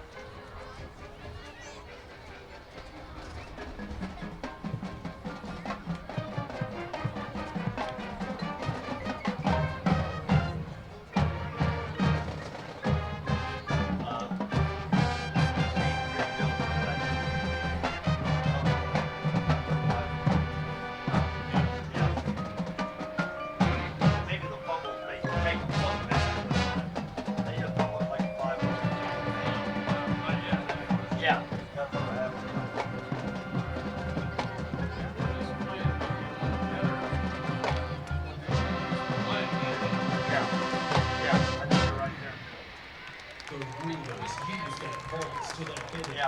Pawns are sent into the battleground of this world, fighting the skirmishes of the powerful.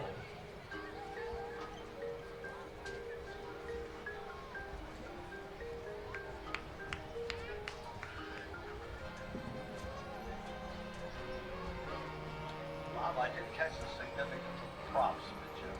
No, I wasn't paying attention.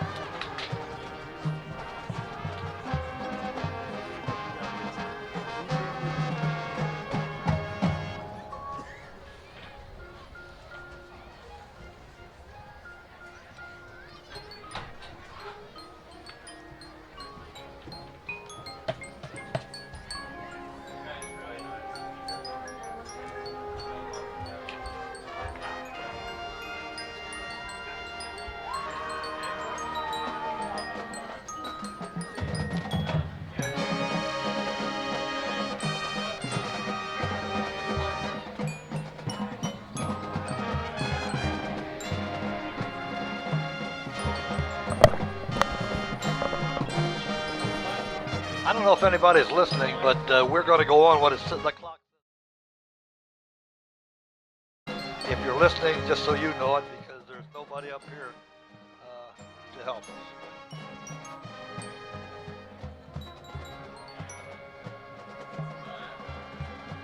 Makes sense. What grade are you in? What do you want to do?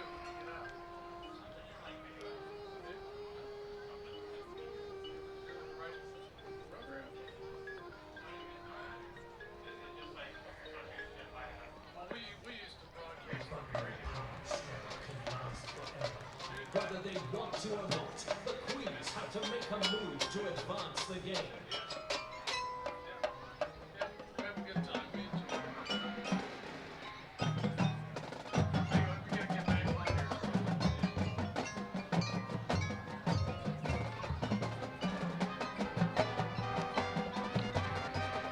We'll probably wait now if we come to 3 minutes. We'll probably wait until the Piqua band's off the field, so when the players come back on, then we'll start. When the players come back on, they'll probably put 6 minutes on there, won't they, Bob? Yeah, I would think. Must find strength in their decisions and weak points in their opponent's plan.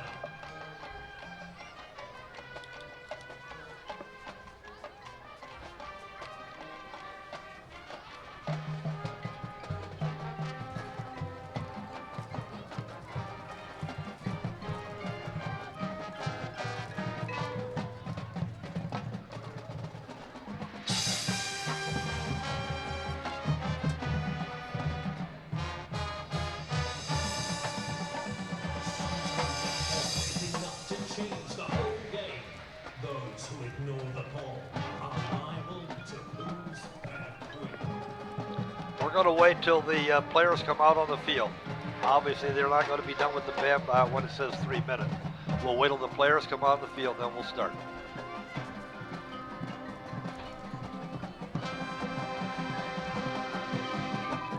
Don't be a pawn in someone else's game. You rule your life.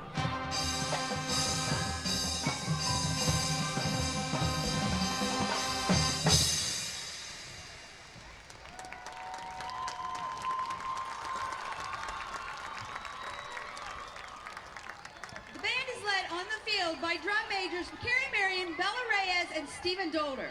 The band is under the direction of Mitch Mahaney and Wyatt Hines. Tomorrow, the Pride of Piqua hosts the Piqua Marching Invitational and will host 14 bands from all over Ohio. The contest starts at 4:30. Good luck, Pride! Oh, they got that. Okay, get ready. We'll count you down. Still waiting for the Piqua band to leave the field.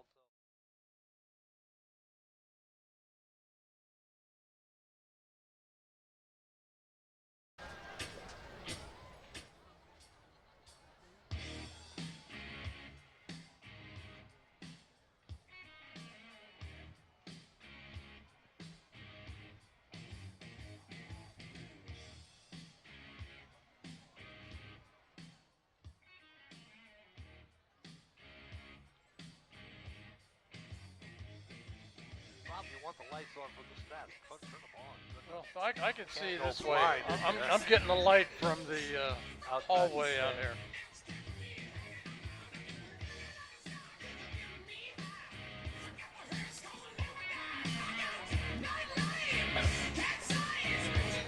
Bob, let's begin. Okay, ready? We're going to begin here in just a couple seconds.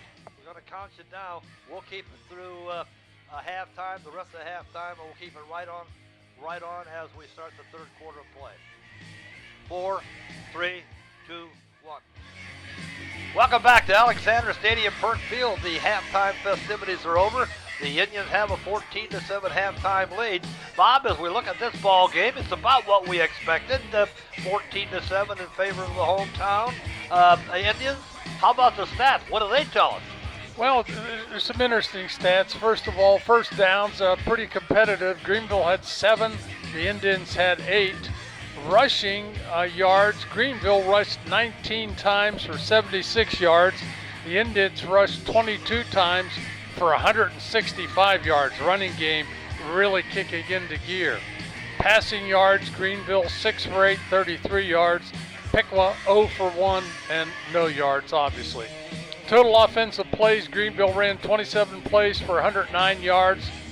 Piqua ran 23 plays for 165 yards. Kickoff returns, Greenville had 3 kickoff returns for 90 yards. The Indians didn't have any. Punts, Greenville punted twice for a 38-yard average. Piqua punted once for a 35-yard average. Fumbles, that was the name of the game in the first half. Greenville fumbled twice, lost both of them. The Indians fumbled twice and lost 1. Penalties, Greenville penalized twice for 20 yards.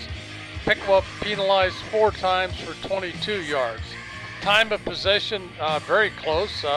Greenville won that battle. Greenville had the football for 12 minutes and 36 seconds. The Indians have it 11 minutes and 16 seconds. Individual leaders rushing for Greenville. Tony Sells, 4 carries, 43 yards. Tyler Bikey, 8 carries, 25 yards. Marcus Wood, 1 carry, 8 yards. For the Indians rushing, Karan Coleman having a very good night again. 8 rushes for 73 yards. Josiah Medley, 4 rushes, 47 yards. Corey Miller, 5 rushes, 32 yards. Blaine Ull, 4 rushes, 10 yards. Pass receiving for Greenville, Alec Fletcher, 2 receptions, 15 yards. John Butch, 2 receptions, 10 yards. Ethan Flannery, 1 reception, 11 yards. Marcus Wood, 1 reception, -3 yards. Punt returns, John Bush returned 1 for 4 yards. Kickoff return, as I indicated earlier, Marcus Wood has done very well with that tonight. 3 returns, 90 yards. So the Indians actually won the battle of the rushing ball game. The Indians have rushed for 165 yards, doing a great job running the football, holding Greenville to 76 net yards rushing and 33 passing yards. So the Indians totally hold the advantage in total yards, 165 to 109. And I would imagine the old selling statistic, Bob, is the one you mentioned, and that is fumbles. Yeah. 2 fumbles lost by Greenville. 1 I know converted to a touchdown for Piqua. So again, those kinds of things all factor into it, especially when you've got 2 teams that seem to be pretty even in match.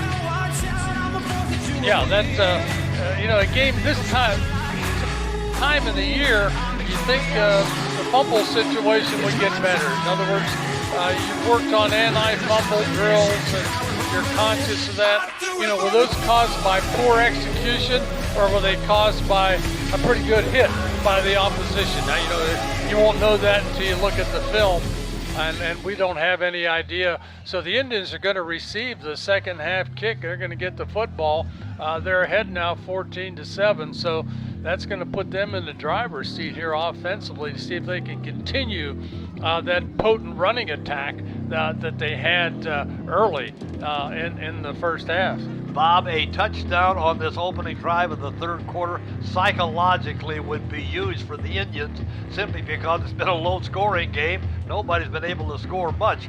A 2-touchdown advantage would certainly be strong for the Indians. Yeah, and again, keeping that running game well-oiled. Karan Coleman having another very, very good night tonight, and the Indians want to continue to do that. Ethan Flannery's going to kick it off for the Green Wave. Here's his kick. It's going to go down to about the 15-yard line.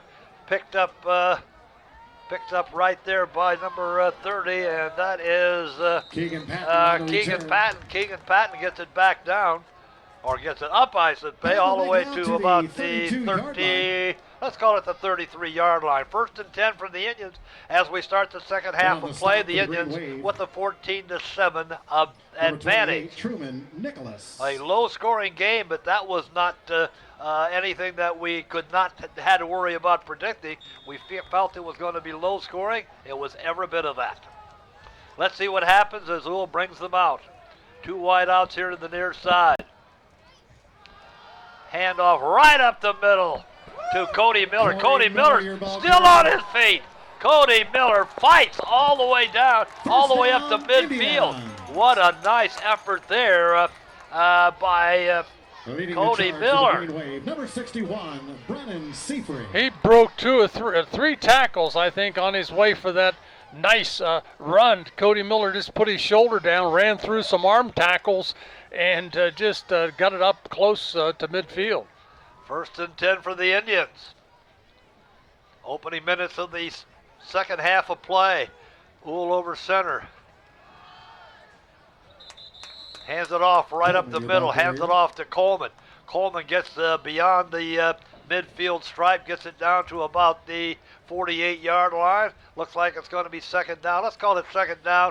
Let's call it second down and 6. Indians doing what they have to do on first down, picking up significant yardage, putting him in a good position on second down. You pick up 4, it makes it a little easier as you work towards that first down marker. Indians up to the line of scrimmage. 2 wideouts here to the near side. Uhl this time's over center. He's going to handle it. He's going around the right side. Got some running room. Gets inside the 40-yard line. Going to be good for a Piqua first down. On the stop, number 1, Marcus Wood. A little option there.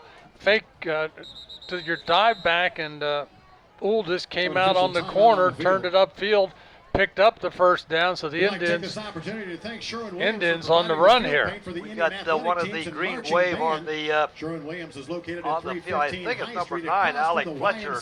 He was on the ground and waving for somebody to give him some assistance, so don't know what it is, but he's getting attention now from the Greenville October 18th medical staff. While we're waiting for the injury report, let's remind you, you're watching high school football on the Indian Nation station.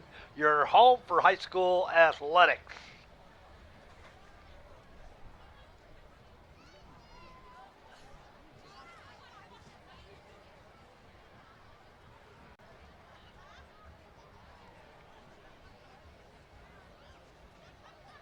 The Piqua Athletic Department would like to thank Dave Trissel and his company Phonics for donating their time and services as the official music of Piqua Indians football. Call Dave Trissel for your next special event, whether it's a wedding, class reunion, or just a get-together at 418-8846. Thank you, Dave, for adding to the energy tonight.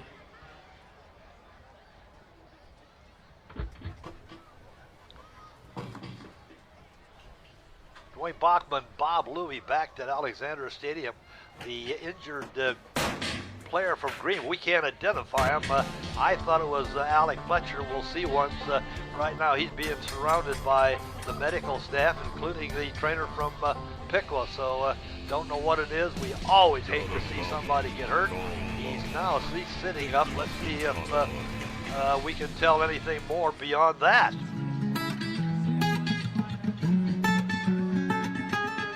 Bob, let's take a look at Piqua's schedule. Stop by your Piqua Little Caesars after the game for $5 hot and ready give us an pizzas. observation Don't forget your or two crazy about bread this city combo for and just about $3.50. Well, I think Little Caesars Tips is your a home winnable game for for Piqua. $5 hot Not and a ready pizzas. not a and are takeaway proud by any sponsors of means. the I think Indian Nation Station anybody and Piqua's Piqua played this Digital. year, any games they won, they had to work for.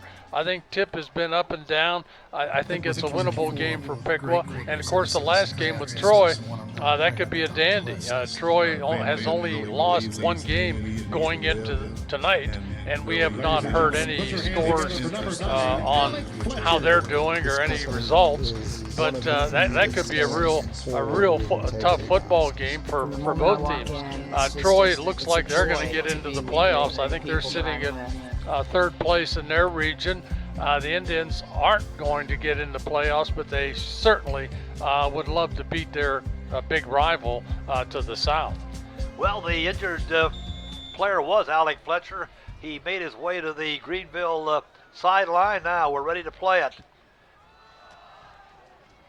Blair Uhl hands it off to Coleman. Coleman goes inside the 35-yard line to about the 32-yard line. Looks like he's going to pick up about 4. Let's call it 2nd down and 6. Indians continue to do what they do best, and that's run the football. And, there's been no question about what Piqua's going to do from the Greenville defensive perspective. Just the fact that Greenville's had a tough time stopping that Indian running game. Uhl over center. Hand off this time again to Coleman. Coleman again blasts his way inside the 30. Looks like he's going to be close to a 1st down. Let's see where they spot the football. Connor Mills. Might be just a little short. Well, let's see what. Nope, they're going to move the stakes. Looks like it's going to be a 1st down for Piqua. Ball resting on the Green Wave 27-yard line. Boy, a touchdown here would be huge for Piqua, Bob. Sure would. Just what the doctor ordered. Indians break from the huddle. 2 wide outs to the top side. Blair Uhl.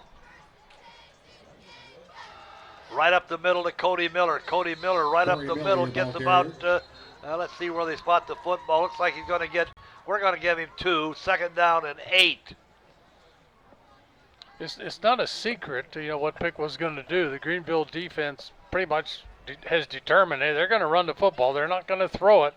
And, that time they stepped up and made the stop, maintained or kept the gain to about, let's say, 2.5, 3 yards. So the official come over again. This is the 2nd time the one official has come over and conferred with Bill Neese. I'm not exactly sure what that's about. Anyhow, it's 2nd down. Let's call it 2nd down and 7. Ball resting on the 24-yard line of the Green Wave.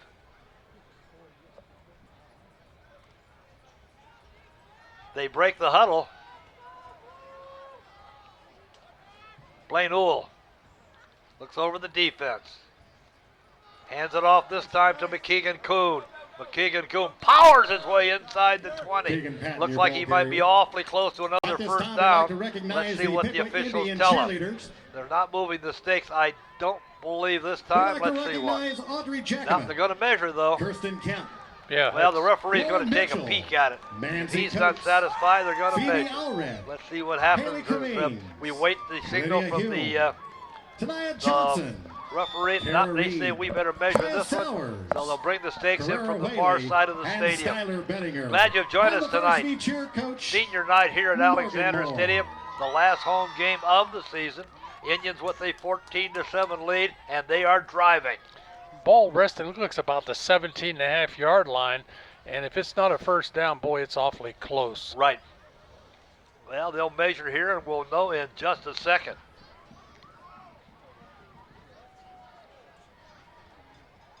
Waiting to stretch the chain. Looks like it's going to be 1st down.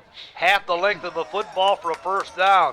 So the Indians have it 1st and 10 on the 17-yard line of the Green Wave. And a touchdown here would be huge for the hometown Indians. Yeah, this drive started on the Piqua 33, and now they're down inside the Greenville 20 with a 1st and 10. Indians are going to send 2 receivers to the left, split backs in the backfield. Poole over center. He's going to keep it, and by the time he turned around, looking downfield for a receiver, he was sacked at about the 25-yard line. So a big loss there for the Indians. Ooh, Bob, that was a play that I wouldn't have expected because we've had so much luck running up and down the line. Yeah, running between the tackles has been very effective, and that rollout has somehow gotten stopped. The second time that's happened. I think Greenville defense read that quickly, came up and made the stop. So now the Indians are going to be faced with a 2nd and 17. 2nd and 17 as the Indians come up to the line of scrimmage. Poole sprinting out to the left side. He's going to try to pass the ball, going to try to go to the end zone. It's going to be incomplete. Ball fell to the ground. Let's see if we can find out who the intended receiver was. Boy, we're a long way from that part of the field. Dylan Cheney goes incomplete. Dylan Cheney was the receiver. Dylan Cheney couldn't come up with it. He was pretty well covered by a couple Green Wave defenders. Yeah, good job by Greenville.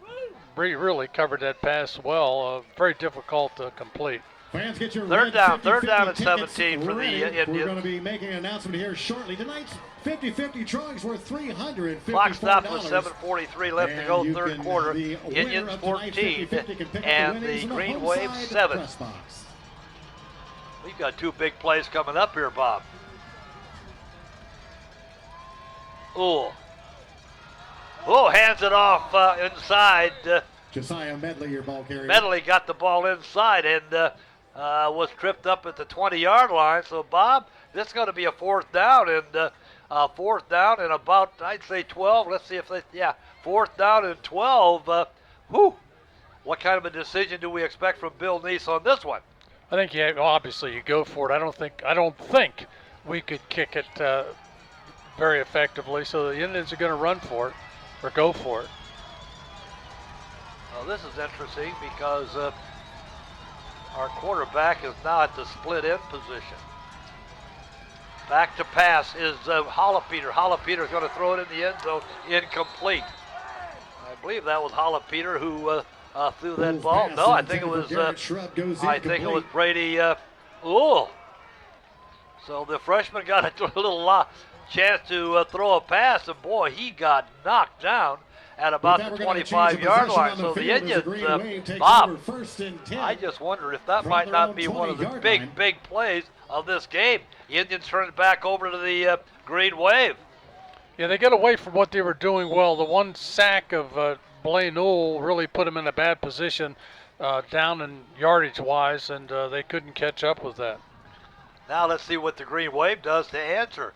They find themselves on the short end of a 14-7 score. Oh, the ball's on the ground again, Bob. I think maybe the Indians got it. That would be the 3rd fumble of the night. Let's see who. They haven't signaled, but all of the Piqua players are running off the field as though they've got the ball. So obviously the Indians have recovered the 3rd fumble of the night by the Green Wave. And boy, Bob, talk about huge. Turning it over on the 17 and then getting it right back on a fumble by Greenville. You'd almost think it's a wet night, don't you? Yes. Ball was recovered by the Indians. Wow, what a break for the Indians. Now they've got it 1st and 10. 15.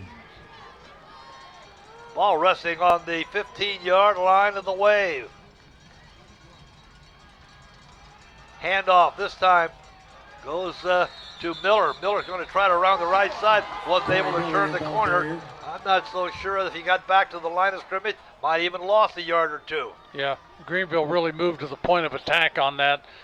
Just 4 or 5 white-shirted defenders came up and threw Corey Miller to the ground. Let's call it 2nd down. Let's call it 2nd down and 13. Indians have got to take advantage of this, Bob. Oh, yeah. They lost an opportunity when they turned it over. Now they've got to take advantage of the turnover by the Wave. Poole over center.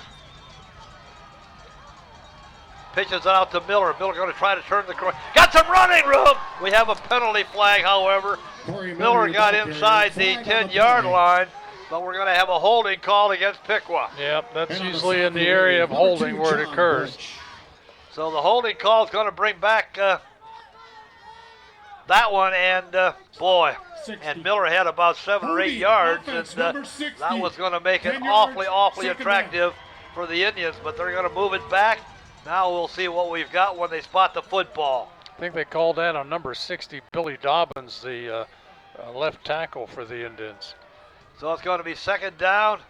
Second down. Let's see what the scoreboard. They say it's going to be second down and 28. Indians have got to take advantage of that fumble recovery just a few moments ago. Ooh, trying to find somebody on the Piqua side.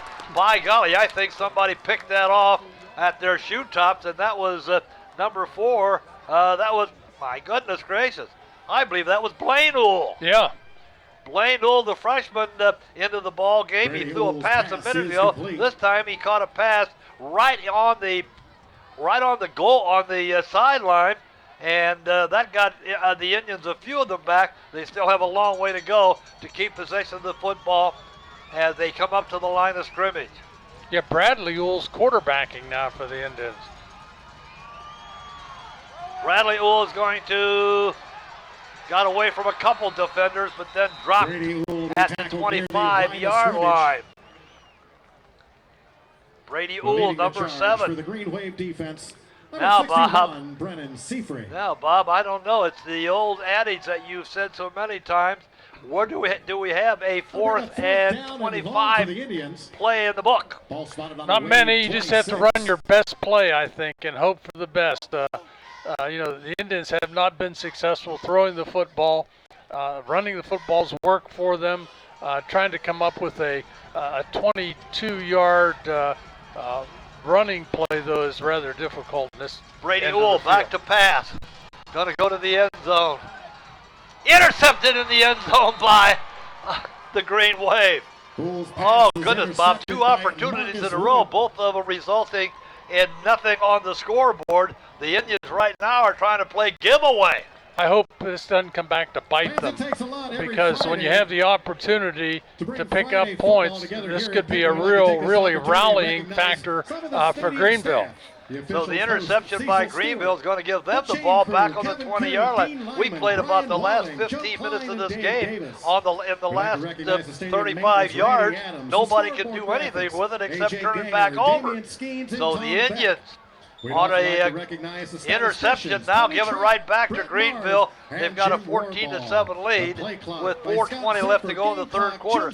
Bob, this ball game looked like it was turning in favor of Piqua. Now all of a sudden you don't know.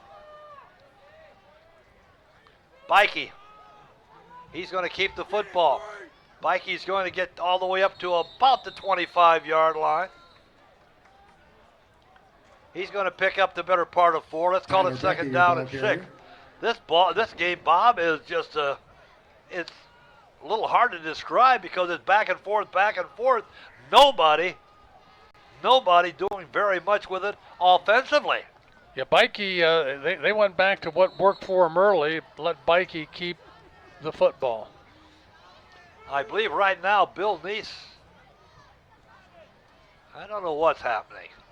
Somebody left the field, and I'm not so sure that after the player left the field, he may have been ejected from the game, and then they threw a yellow flag. I'm not sure what that's all about either. That was number 50 for the Indians, Hudson Hall, and he was taken off the field. By the official, Bob. Yeah. Dead ball, unsportsmanlike conduct, defense number 50, 15 yards, first down. Unsportsmanlike conduct against Hudson Hall. So that's another break for Greenville. And boy, the Indians keep shooting themselves in the foot, Bob. 1st and 10. Up to the line of scrimmage, it's the Wave. 2 wide outs to the top side, 2 to the near side. Bikey's the quarterback. Pikey's going to keep the ball. He's going to get to the 40-yard line, going to gain 1. That's just about it.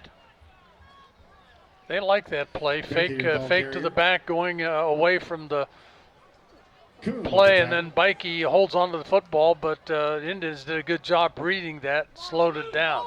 Bob, but we haven't seen Marcus Wood handle the ball much. He's had a little trouble holding on to it, but he's got that breakaway speed, but he hasn't seen the football much this evening. Pikey back to pass. Out here to the flat to Flaherty. Flaherty is going to get to about the 49-yard line. Going to be awfully close for a Greenville first down. I think he's going to be just a hair short. Number 17, Just a yard short. So it's going to be 3rd and short for Greenville at their own 48-yard line. 3rd down and 1. Clock's running with 2.5 minutes left to go. 3rd quarter. Piqua 14, Greenville 7. A low-scoring affair in basically a game that has been a little high on fumbles and short on touchdowns. There's a handoff. I think that went to Tony Sales. Let's see if he got enough for the first down, and I believe he did. Tony Sales, your ball carrier. First down for the Wave now. They're in Piqua territory on the 49-yard line of the Indians. First down. We're winding down the 3rd quarter of play here from Alexander Stadium. The Indians 14, the Wave 7, but right now Wave showing a little offensive gumption. Pikey all by himself in the backfield. He's going to keep the ball. He's going to get inside the 45-yard line. He's going to get the better part of 5 before he's stopped by a host of blue jerseys. In company with the tackle. Let's give him 5. 2nd down and 5. The scoreboard says we got 1.5 minutes left in the 3rd quarter. 14-7 Piqua over Greenville. Senior night here at Alexander Stadium. Pikey waiting for the snap. Back to pass. Looking to the right flats. Got a receiver. I don't believe he's going to be intended for a receiver. Instead of a fumble, they call it an incomplete pass. That'll bring up 3rd down and 5 for the Wave. So now the Wave faced with the same problem the Indians were. 3rd down and 5, Bob, and they're trying to keep possession. The Indians trying to take it away, and I don't know whether or not the Greenville coaches would think that they've got a 3rd and 4th down situation. Let's see what happens in 3rd down before we decide whether or not that's going to work. Well, Pikey's going to keep it. Mikey's going to get about a half of those 5, so it looks like it's going to be 4th down and about 2. Now let's see what Greenville decides to do with the football. Ooh, he didn't get as much as we thought. It's going to be 4th down and a long 4. Now, will Greenville punt it away, or are they going to try to keep possession? Nothing happening on the Greenville sideline. They're coming up to the line of scrimmage. They're going to try to keep possession on this 4th down play. Pikey with the snap. He's going to pass the ball out of the right flat. Knocked down by the Piqua defender. Let's see if we can find that. That is not, that's Coleman, isn't it? I think Karan Coleman knocked that ball loose from the receiver, so now the Green Wave turn it back over to Piqua. Yeah, I'm not sure that was a wise decision. Obviously now you know it's not, but they could have punted and tried to pin Piqua deep in their own territory. Now Piqua has really, really good field position at their own 43-yard line, and head by a touchdown. A drive here down the field for a score could really put the Indians in an outstanding position. Uhl over center. Hands it off to Cody Miller. Cody Miller is going to be knocked for a loss. That particular play, Bob, has just not materialized tonight. The Green Wave has been able to handle that one on about a half a dozen occasions. Greenville was bringing a lot of people on the blitz. John Butch, the outside backer on that side, just came across I don't know if it was predetermined or he just read it that quickly, but he came over and took down Miller. At the end of the third quarter here at Alexander Stadium, you're watching Piqua High School football on the Indian Nation Station. You're home for Piqua Athletics.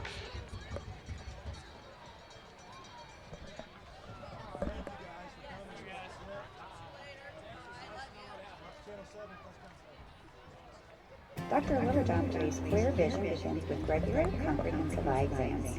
His friendly, professional staff will make you feel welcome in his office, located at 8090 Mooney Road. With our great selection of stylish eyewear, our licensed opticians will help you pick the perfect pair of glasses. Dr. Littlejohn participates in many vision plans. Call us at 937-606-2772 to schedule your next eye exam. We look forward to seeing you soon. Go All right, fans, get your red 50-50 ticket out. Tonight's 50-50 worth $354. Welcome back to Alexander Stadium, first field, Troy Bachman, Bob Luby. We're just about ready to start the fourth and final quarter here. The Indians holding on to a 14-7 advantage. Ticket to the home side press box. You're going to go home with $354. They've got the ball, but they're faced with a second down and 12. Let's see what Bill Nace decides to do. Ohl over center. Ohl gives it off. Gives it off to Medley, I think. Let's see if Medley. Nope, that was off to Coleman again. Karan Coleman looked like he might be just a little short of a first down, and he is about a yard short, but he's in Greenville territory.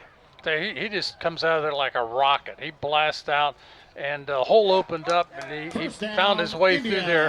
Nice run. They did pick up the first down. First and 10 for the Indians. Boy, every first down is a big one, Bob, because if nothing else, it eats up time off the clock. And right now, in this, I don't know if we've had a game all year where there's been as much good field position and fewer points than we've had tonight. Yeah, both teams have missed opportunities to convert on field position. Handoff this time. Let's see who's on the bottom of that stack. I believe that's Coleman again. Coleman's going to get, let's give him 4. Let's call it second down and 6. That's just a blast. That's just a blast dive over the left side. Karan Coleman just, boy, he just plows straight ahead. He's an excellent runner, a good football player, knows what to do, knows how to fall ahead for his yardage. You never see him going backwards. Boy, he falls forward. He'll blow through a tackle. Second down and 6. Ohl. Hands off this time. I believe that goes to Cody Miller. Cody Miller going to get the ball inside the 40-yard line, but we see a flag. I think that's going to come back. I think that may have been a hold. Get on the tackle, number 23. Let's see what the Connor official Mills. tells us about that particular penalty. Been a few penalties tonight. Most of the penalties have hurt the Indians. Oh, no. A face mask call against Greenville. Oh, Bob, has that used or is that used? That adds 15. The Indians are going to have it first and 10 on the Greenville 21-yard line. I missed that one, boy. I thought that was a hold for sure. I'm glad I missed it because it gives the Indians a better field position. They're going to be first and 10 on the 21.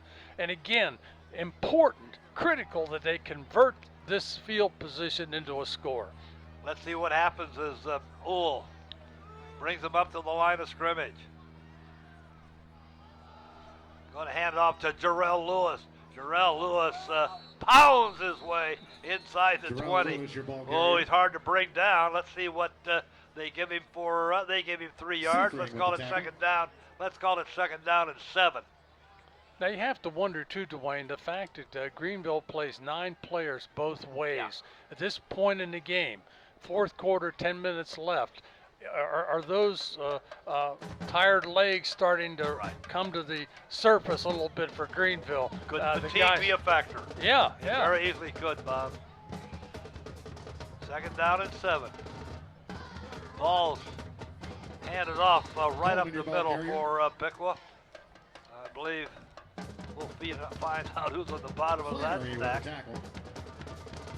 Not so sure as I think that was Cody Miller, but I'm not sure. Well, he gained a couple. It's going to be third down. Let's call it third down and 4.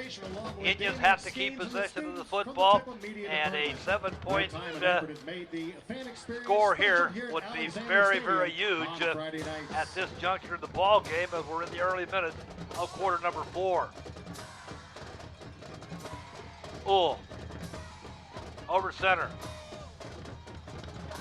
He's going to hold on to the football. He's got some running room. He's inside the 5-yard line. Blaine Uhl. On a keeper. Nice bit of running by number 4, Bob. Yeah, nice fake. Drew the defense, and then he just kept the football. And that's going to make it first and goal for the Piqua Indians. A ball resting right on the 5-yard line of Greenville. Oh, this could be a great game changer right here, Bob. Need to score. Need 7. Can't take 3. Need 7. Off center. Off. Gives it off. Oh, gave it off to Coleman, who skirts into the end zone. Ron Coleman just off tackle. Found that daylight, boy. He doesn't need much room. He squeezes through a keyhole, and he did there to give the Indians a score to make the score 20-7. So the Indians, a big touchdown here in the early minutes of the fourth quarter. Now Jackson Trombley going to try to make it 21-7.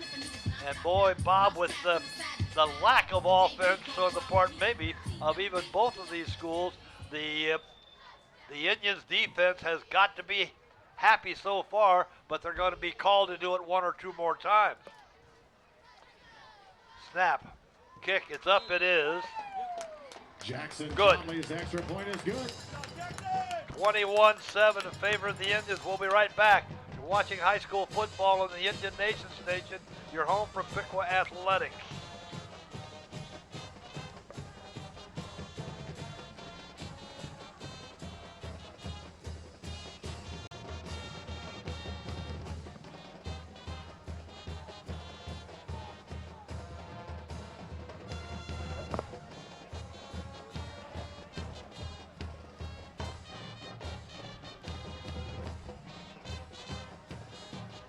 Tonight's football game is being taped and shown on the Indian Nation Station on Spectrum's Channel 5. Dwayne Bachman, Bob Louie back to Alexander Stadium for the kickoff.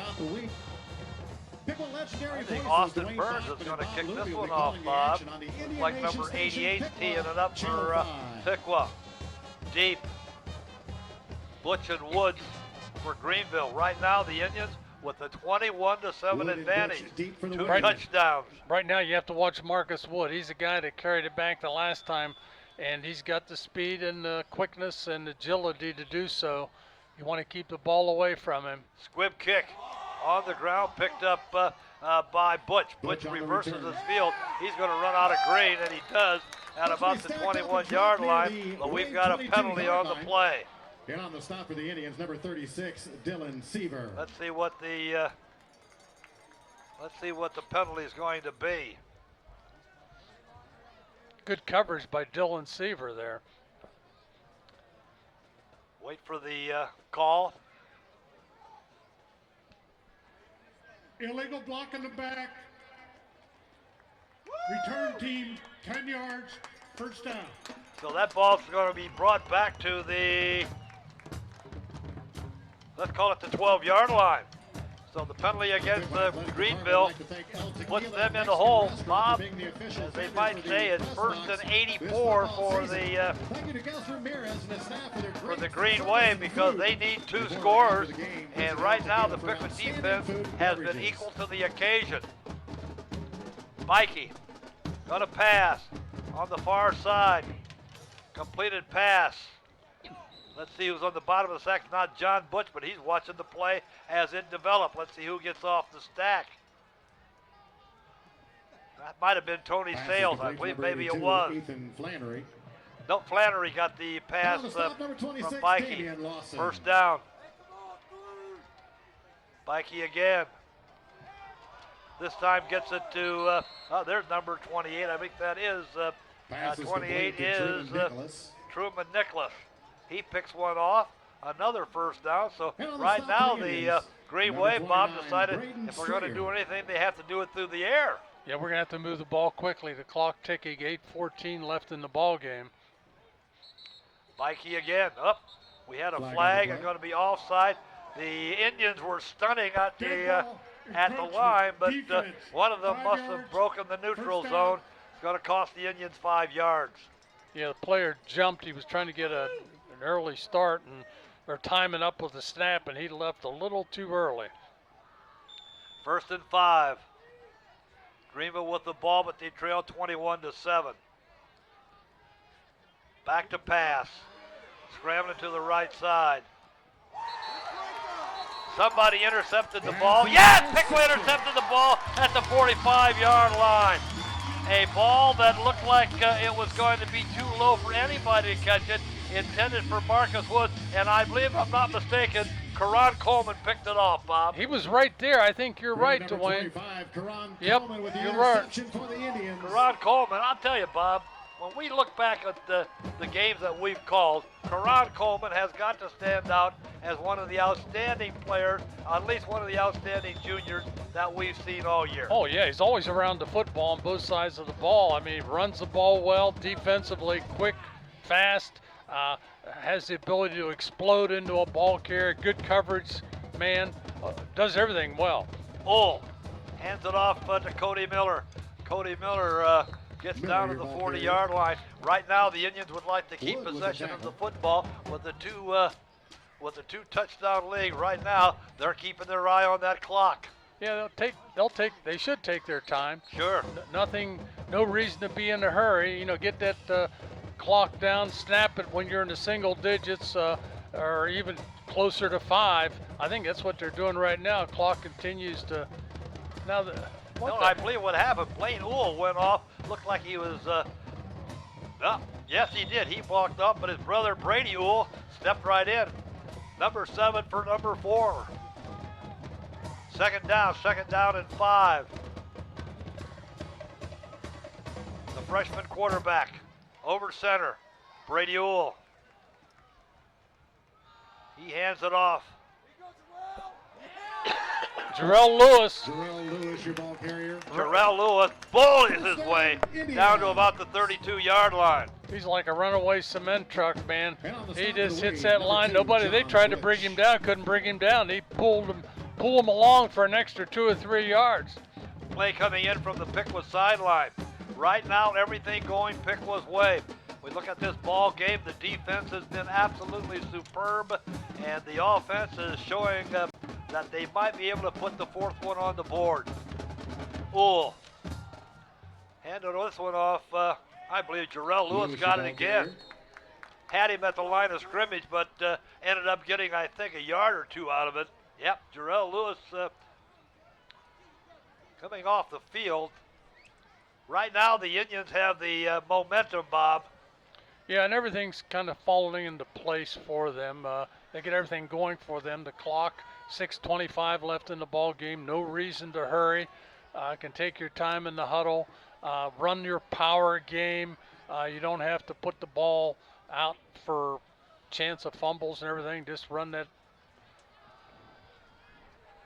Uhl this time handles the ball. Going to go around the right side. Wasn't able to turn the corner, but got a couple. And again, the clock continues to run. That's going to make it second down. Let's call it third down and 4 for the Indians. Had a pitch man out there. I think maybe he was just afraid to pitch it, but there was a man trailing the player. Actually was out ahead of him. He could have pitched it out, and they'd have picked up some sizable yardage, I think, on that play. Possession play here for the Indians. You've got a 21-7 lead over Greenville. Uhl. Back over. I believe that also went to Jarrell Lewis, but I saw a flag on the play. Let's see what that's going to be, a holding call against Piqua. Jarrell Lewis, he jumped over a pile of white jerseys. Unfortunately, there was a holding call that was going to go against the Indians. It's going to bring it back here. Offense, number 25, 10 yards, third down. 5:25 left to go in the ball game. Well, Karan was in there working hard, but unfortunately he grabbed a hold of somebody. They're calling the penalty on Karan, so Indians are going to be looking at a third and, about 16, maybe 17. Let's call it third down and 16. And the Indians want to keep possession of the football. They certainly cannot afford to turn it over because they've got a 2-touchdown lead with 5 minutes and 15 seconds left to go in the ball game, and victory number 4 right in their back pocket. Holding the shotgun. Back to pass. He's going to hold on to it. Going to get, he got a little running room scooted away from a couple defenders. Got down to the 30-yard line, so got some of them back, but it's going to be about 8 yards. Well, now he's moving the stick over there. Going to move about fourth down. Let's call it fourth down. Call it fourth down and a long, long 6. I'll tell you, Blaine Newell runs pretty well. I saw him, he stopped, start, and put on like he was a halfback there. Did a nice job of picking up that extra yardage.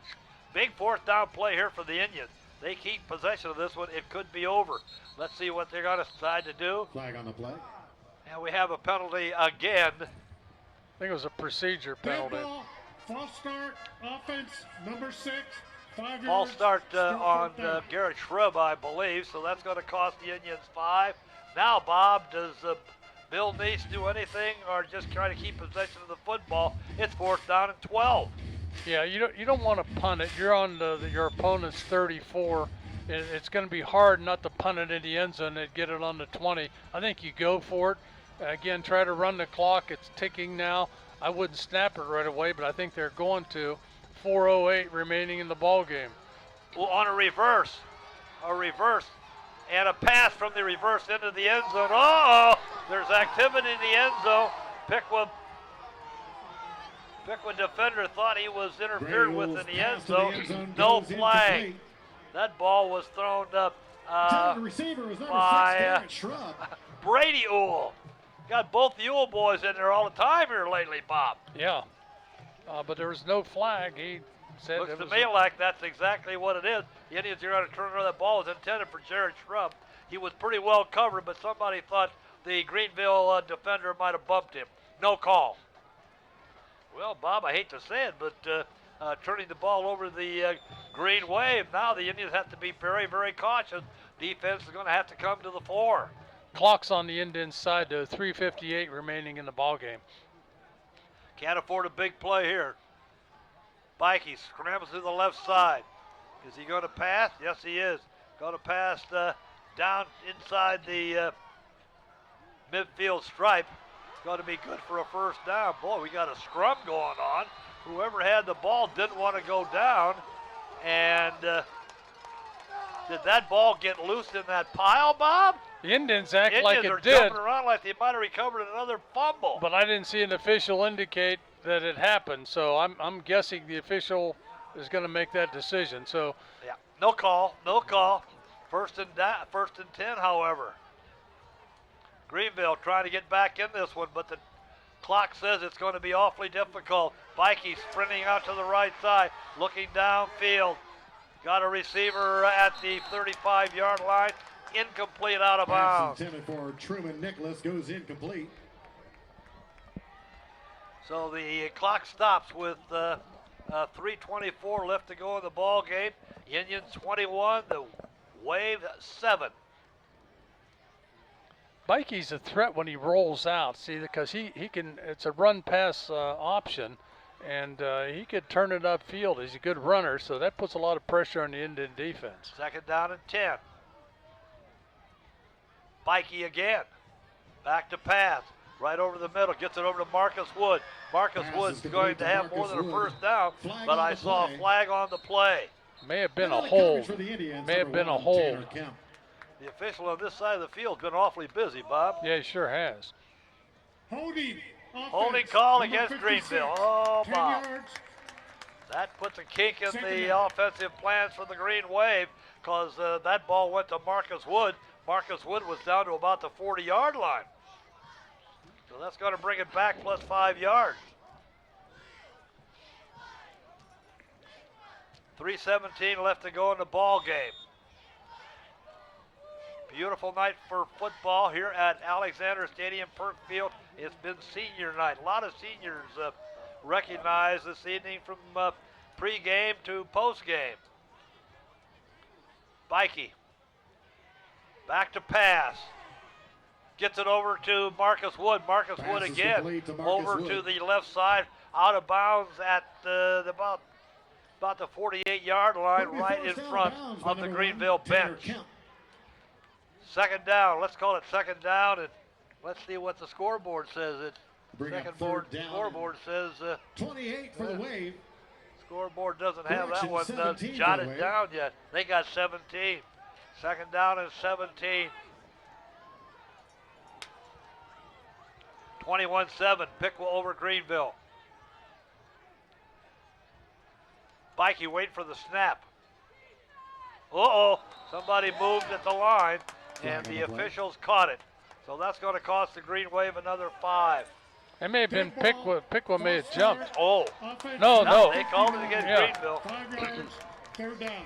They drew him off. I saw a blue jersey jump up. That's why I said that. So right now, everything's going Piqua's way, Bob. Yep. In fact, the whole second half has been, for the most part, Piqua. Third down and a long, long way to go for Greenville. Pikey, back to pass. Oh, it got crushed. He got decked at the 35-yard line. Ran out of protectors, Bob. Big number 8, Jarrell Lewis. He was one of the guys that arrived at the scene. The 6'2", 252-pound defensive end. Boy, he put the clamps on Tyler Pikey. Fourth down and a mile. Timeout called by Piqua. Timeout, Piqua. Bob, this might be the longest fourth down play we've seen all year because they certainly don't have any reason to put it away, or will they just to protect themselves against the possibility of another score by Piqua? Yeah, that's a philosophical question for the coach, how they look at it. You know, 4th and 28 is a difficult yardage to make. That's right. But by punting it, are you saying you give up? Yeah. See, that's what you run into. And I guess you almost have to go for it because either that you have the big play or you have a penalty. Yeah, something take a like chance. That. But generally speaking, there aren't too many fourth and the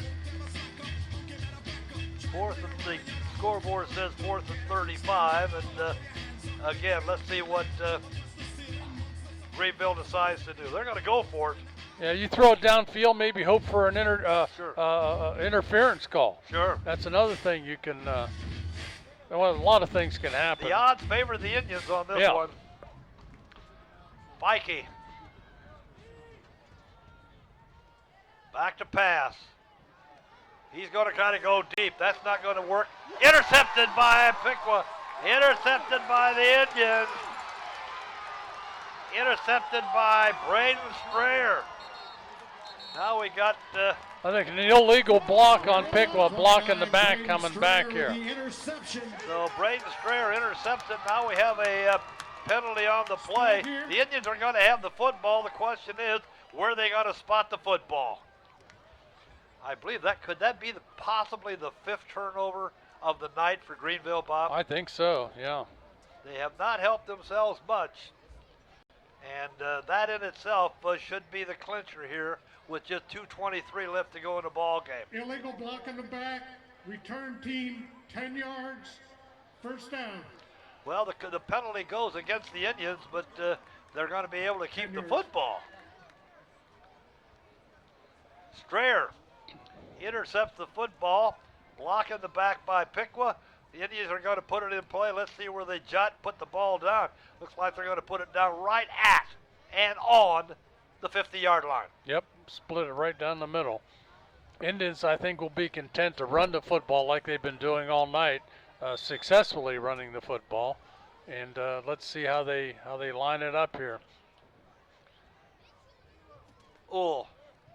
Hands it off to Coleman. Coleman got some running room down to about the 40-yard line. I'll tell you, Karan Coleman's had a career night, I think. He certainly has, Bob. I know his first half numbers were good. Don't know what the final numbers are going to be, but certainly not embarrassing, that's for sure. First half, he had 73 yards. Well, the Green Wave going to call timeout, Bob, but I'm not exactly sure that I can understand you might want to use all your timeouts, but with 21-7 deficit with 2 minutes, you must be praying for a miracle on the Greenville sideline. Well, all you can do is talk about tackling the football, trying to strip it away from the ball carrier. Hope you create a fumble. The freshman also defeated Well, let's see what happens as the freshman football team remains as undefeated. the Indians huddle around Phil Neese and the Wave around their head coach, Bart Schmidt. Been an interesting game, Bob. Oh, it has. I don't know if you'd call it a well-played game, but it's been interesting. And again, the Indians have prevailed defensively, Bob. You can't complain much about the defense. No, not at all. Well, both teams now coming back to the line of scrimmage. The Indians are going to have it 1st and 10. They got themselves a 21-7 lead, and it certainly looks as though it'll take something special by Greenville to see whether or not they can come back. Over to Coleman. Bob, they had him 2 yards deep, and he still got a yard on. Whoop, take it back. Now they're marking it back. I thought he had a few yards to the good, but must have touched the ground with his knee and lost a yard.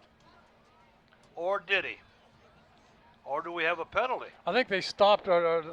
I see a flag on the way. Yep. Dead ball, personal foul, offense number 2, 15 yards, 3rd down. That's going to be a personal foul on number 2, Colin Rowe. Now here's a guy just came back from an injury. You know, that's bothering me, all these personal foul calls against the Indians. You know, you're ahead 21-7. There's no reason to go out there and commit those type of actions. I just don't understand it. 3rd down and 15. Uhl over center. Hands it off to Coleman. Coleman's got some running room. He gets all the way down to the 40-yard line. Oh, I don't think we can say enough about Karan Coleman, Bob. This has been, from our perspective anyway, in 5 games, it has been a banner year for the junior. Oh, he's played well on both sides of the ball. I'm not sure I'd want to give him up on one side versus the other. He's been an outstanding defender and a great running back. So, boy, I'll tell you, pick your poison with him. He's going to hurt you either way. Let's see what happens as the mark the football. It's going to be at the 40-yard line. They're going to move the stakes and call it 1st and 10. Clock says we've got a minute 26 left in this one. Next week, the Indians go to Tip City, and the following week, they end the season by going to Troy to take on the Trojans. 1st and 10 for Piqua. Up to the line of scrimmage. Blaine Uhl. Taking his time. Looking at the time, the shot clock. Still has 15 seconds before he has to put it in play. And he's going to take advantage of most of them. He's not moving an inch. There he is. Over center now. He's going to take a knee. So that's going to put a few more seconds on the clock. The clock is going to run, and the Indians are going to end up winning this one 21-7. Good effort by the Indians. You can't complain about what we saw here tonight, Bob. No, Greenville came in with a lot on the line, and this will set them back a little bit. Yes, it will. This will set them back a little bit. And that's going to be the end of the ball game. That's the end of the ball game with the final score. Piqua 21, Greenville 7. We'll be back with our post-game guest right after this timeout. Football and Friday nights, what it is. Fans, have a safe drive home.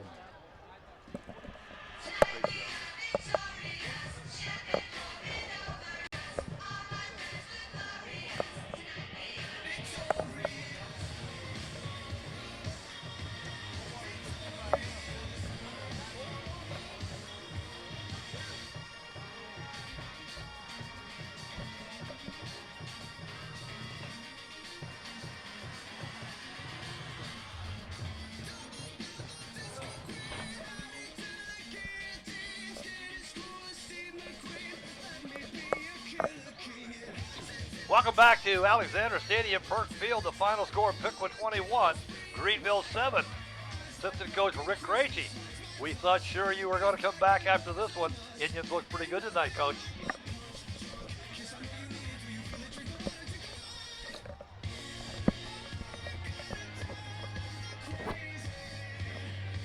Coach, first of all, congratulations. 21-7 victory over a pretty good Greenville team who came in here with a lot on the line. Playoff berth within sight, and the Indians kind of knocked the wind out of their sails. Did a lot of things well. I'll tell you, we were talking about Karan Coleman before you walked in here. What a player! I mean, both sides of the ball. I don't know if I had if I was platooning, I don't know which way I'd take him. You know, he's the kind of guy you can't sit down, huh? He's a good player. Thanks very much for the compliments. You know, a great senior night for our 6 seniors that actually play. And I thought we responded to the physicalness of the game. It was one thing we saw. This is one of the best Greenville teams that we've seen in a long time. And they play hard and they play physical, and I thought we stood right in there and you know, went nose to nose with them. Well, our running game, obviously, power running game was on track tonight. I know it's no question, no secret. We don't throw the ball much, so teams know what to expect. They know Piqua's going to come out and run the football, and then when you can come out and run the football successfully, that even makes it look more successful, I think. Well, you know, we work really hard on getting that passing game going, and you know, eventually it's going to get there. And once we combine the two parts of the game, you know, we'll be a good offensive football team. You know, give a lot of credit to our defense. I thought our defense played great against a really good Greenville offense. You know, they have a really good scheme going on, and you know, we worked real hard in practice all week against it, and give a lot of credit to the defense because they played really well. Oh yeah, Greenville came in their quarterback second in the league in passing yards coming into tonight, 947 yards, just behind the kid from West Carrollton. I'll tell you, Bikey quarterback, he puts pressure on your defense. He can run, he can throw, he can do some things. Then they have the little guy back there, the number 1. He was a threat every time he touched the football, Marcus Wood. So the Indians did a good job, for the most part, corralling him and keeping him under wraps. Offensive line, you have to look at that. There's a reason. When you gain yardage running the football, a lot of credit has to go to your offensive line. I think they did an outstanding job, you know, and it's one of those areas where we have gotten better and better and better, you know, each week, and those kids are working hard, and you know, you got to give a lot of credit to that when you move the ball in the run game. You know, we combine the option with the power game, and I think that hurts a lot of teams this year where we're just not going power all the time. So. Yeah, we talk about Karan Coleman at 136 yards rushing tonight, average 8 yards a carry. Boy, what a endorsement for a good football player that is. Corey Miller, and we talked about this before.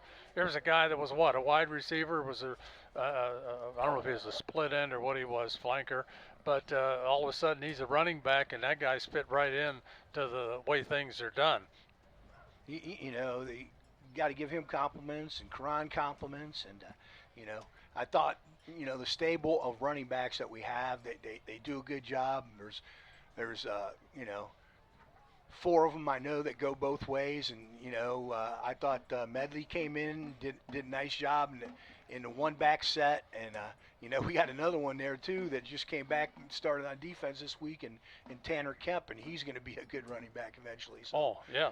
So you know, there's quite a few running backs, and the way we rotate them, you know, it doesn't give a lot of time for rhythm that a running back needs, but they do a nice job rotating there. And you mentioned the fact you don't lose many of them. You got most of them coming back. You lose McKeegan, and other than that, I think he's the only one, isn't he?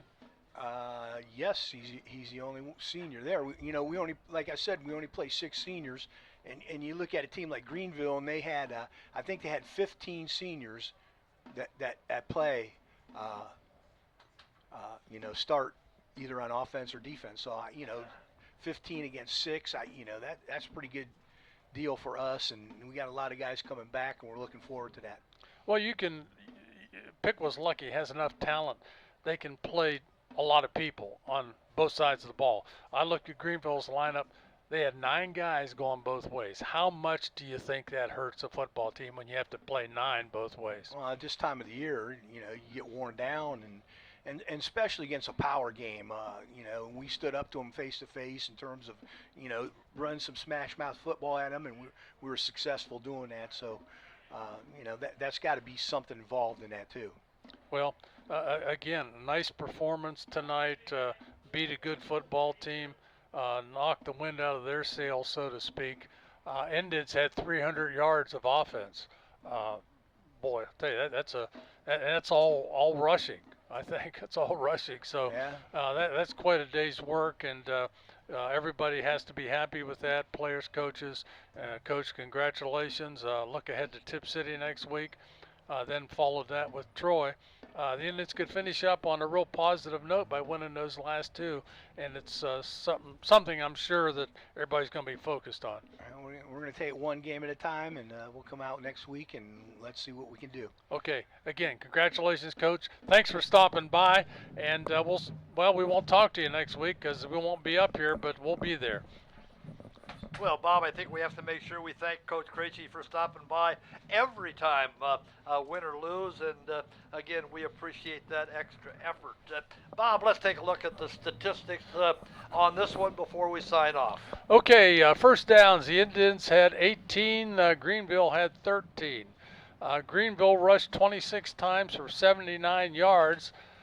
Indians rushed 49 times for 300 yards. Imagine that, 49. There's no question about it. What we were going to do, we were going to run the football. Passing yards, Greenville 11 for 18, 95 yards, 2 interceptions. The Indians 1 for 6, 1 interception. Total offensive plays, Greenville had 44 for 174 yards. The Indians had 55 for 305 yards. Fumbles lost. Greenville had 3 fumbles and lost 3. The Indians had 2 fumbles and lost 1. There were 5 fumbles in the football game. Penalty yardage, the Indians, a little too much. One area I'd be critical about, 10 penalties for 82 yards for Piqua. Greenville, 6 penalties, 60 yards. Time of possession, 18:35 for Greenville, 26 minutes, 46 seconds for the Indians. Individual leaders, Karan Coleman, as I mentioned, 17 carries, 136 yards, 3 touchdowns, averaged 8 yards a carry. Corey Miller, 11 carries, 57 yards, 5.2 yards per carry. Josiah Medley, 5 carries, 51 yards, 10.2 yards per carry. Blaine Ool, 8 carries, 26 yards, 3.3 yards per carry. So the Indians' running game just really, really came into fruition tonight, and really, they really got after people. Tackles, McKeegan Kuhn had 7, Karan Coleman had 7, Tanner Kemp had 6, Caleb Lyons had 3. Big win for the Indians, a very important win for a lot of reasons, and it puts them headed in the right direction heading into their final 2 games of the season. This was a big win over a good football team. Final score tonight, Piqua 21 and Greenville 7. This is our final telecast for the 2019 season. We hope that you enjoyed our Monday night recap of the 5 home games from Alexander Stadium. We certainly have been pleased to offer our commentary on the game and trust that we're able to help you enjoy the football games played by the Piqua Indians. Thanks for tuning into the Nation Station for what we hope was a worthwhile description of these 5 home games, and hopefully can look forward to being with you again in 2020. And again, for Bob Liam and myself, all we can say is thank you. We'd also like to thank the Piqua City Schools, the Piqua Athletic Department, Piqua Head Coach Bill Neath, Athletic Director Chip Hare, TriCaster A.J. Gagner, Media Instructor Damon Skeens, Tom Beck, and the students of digital media at Piqua High School that helped us film this game. Thanks from everyone who helped bring these football games to the Indian Nation Station. Until next time, this is Dwayne Bachman and Bob Luby saying, so long, everybody.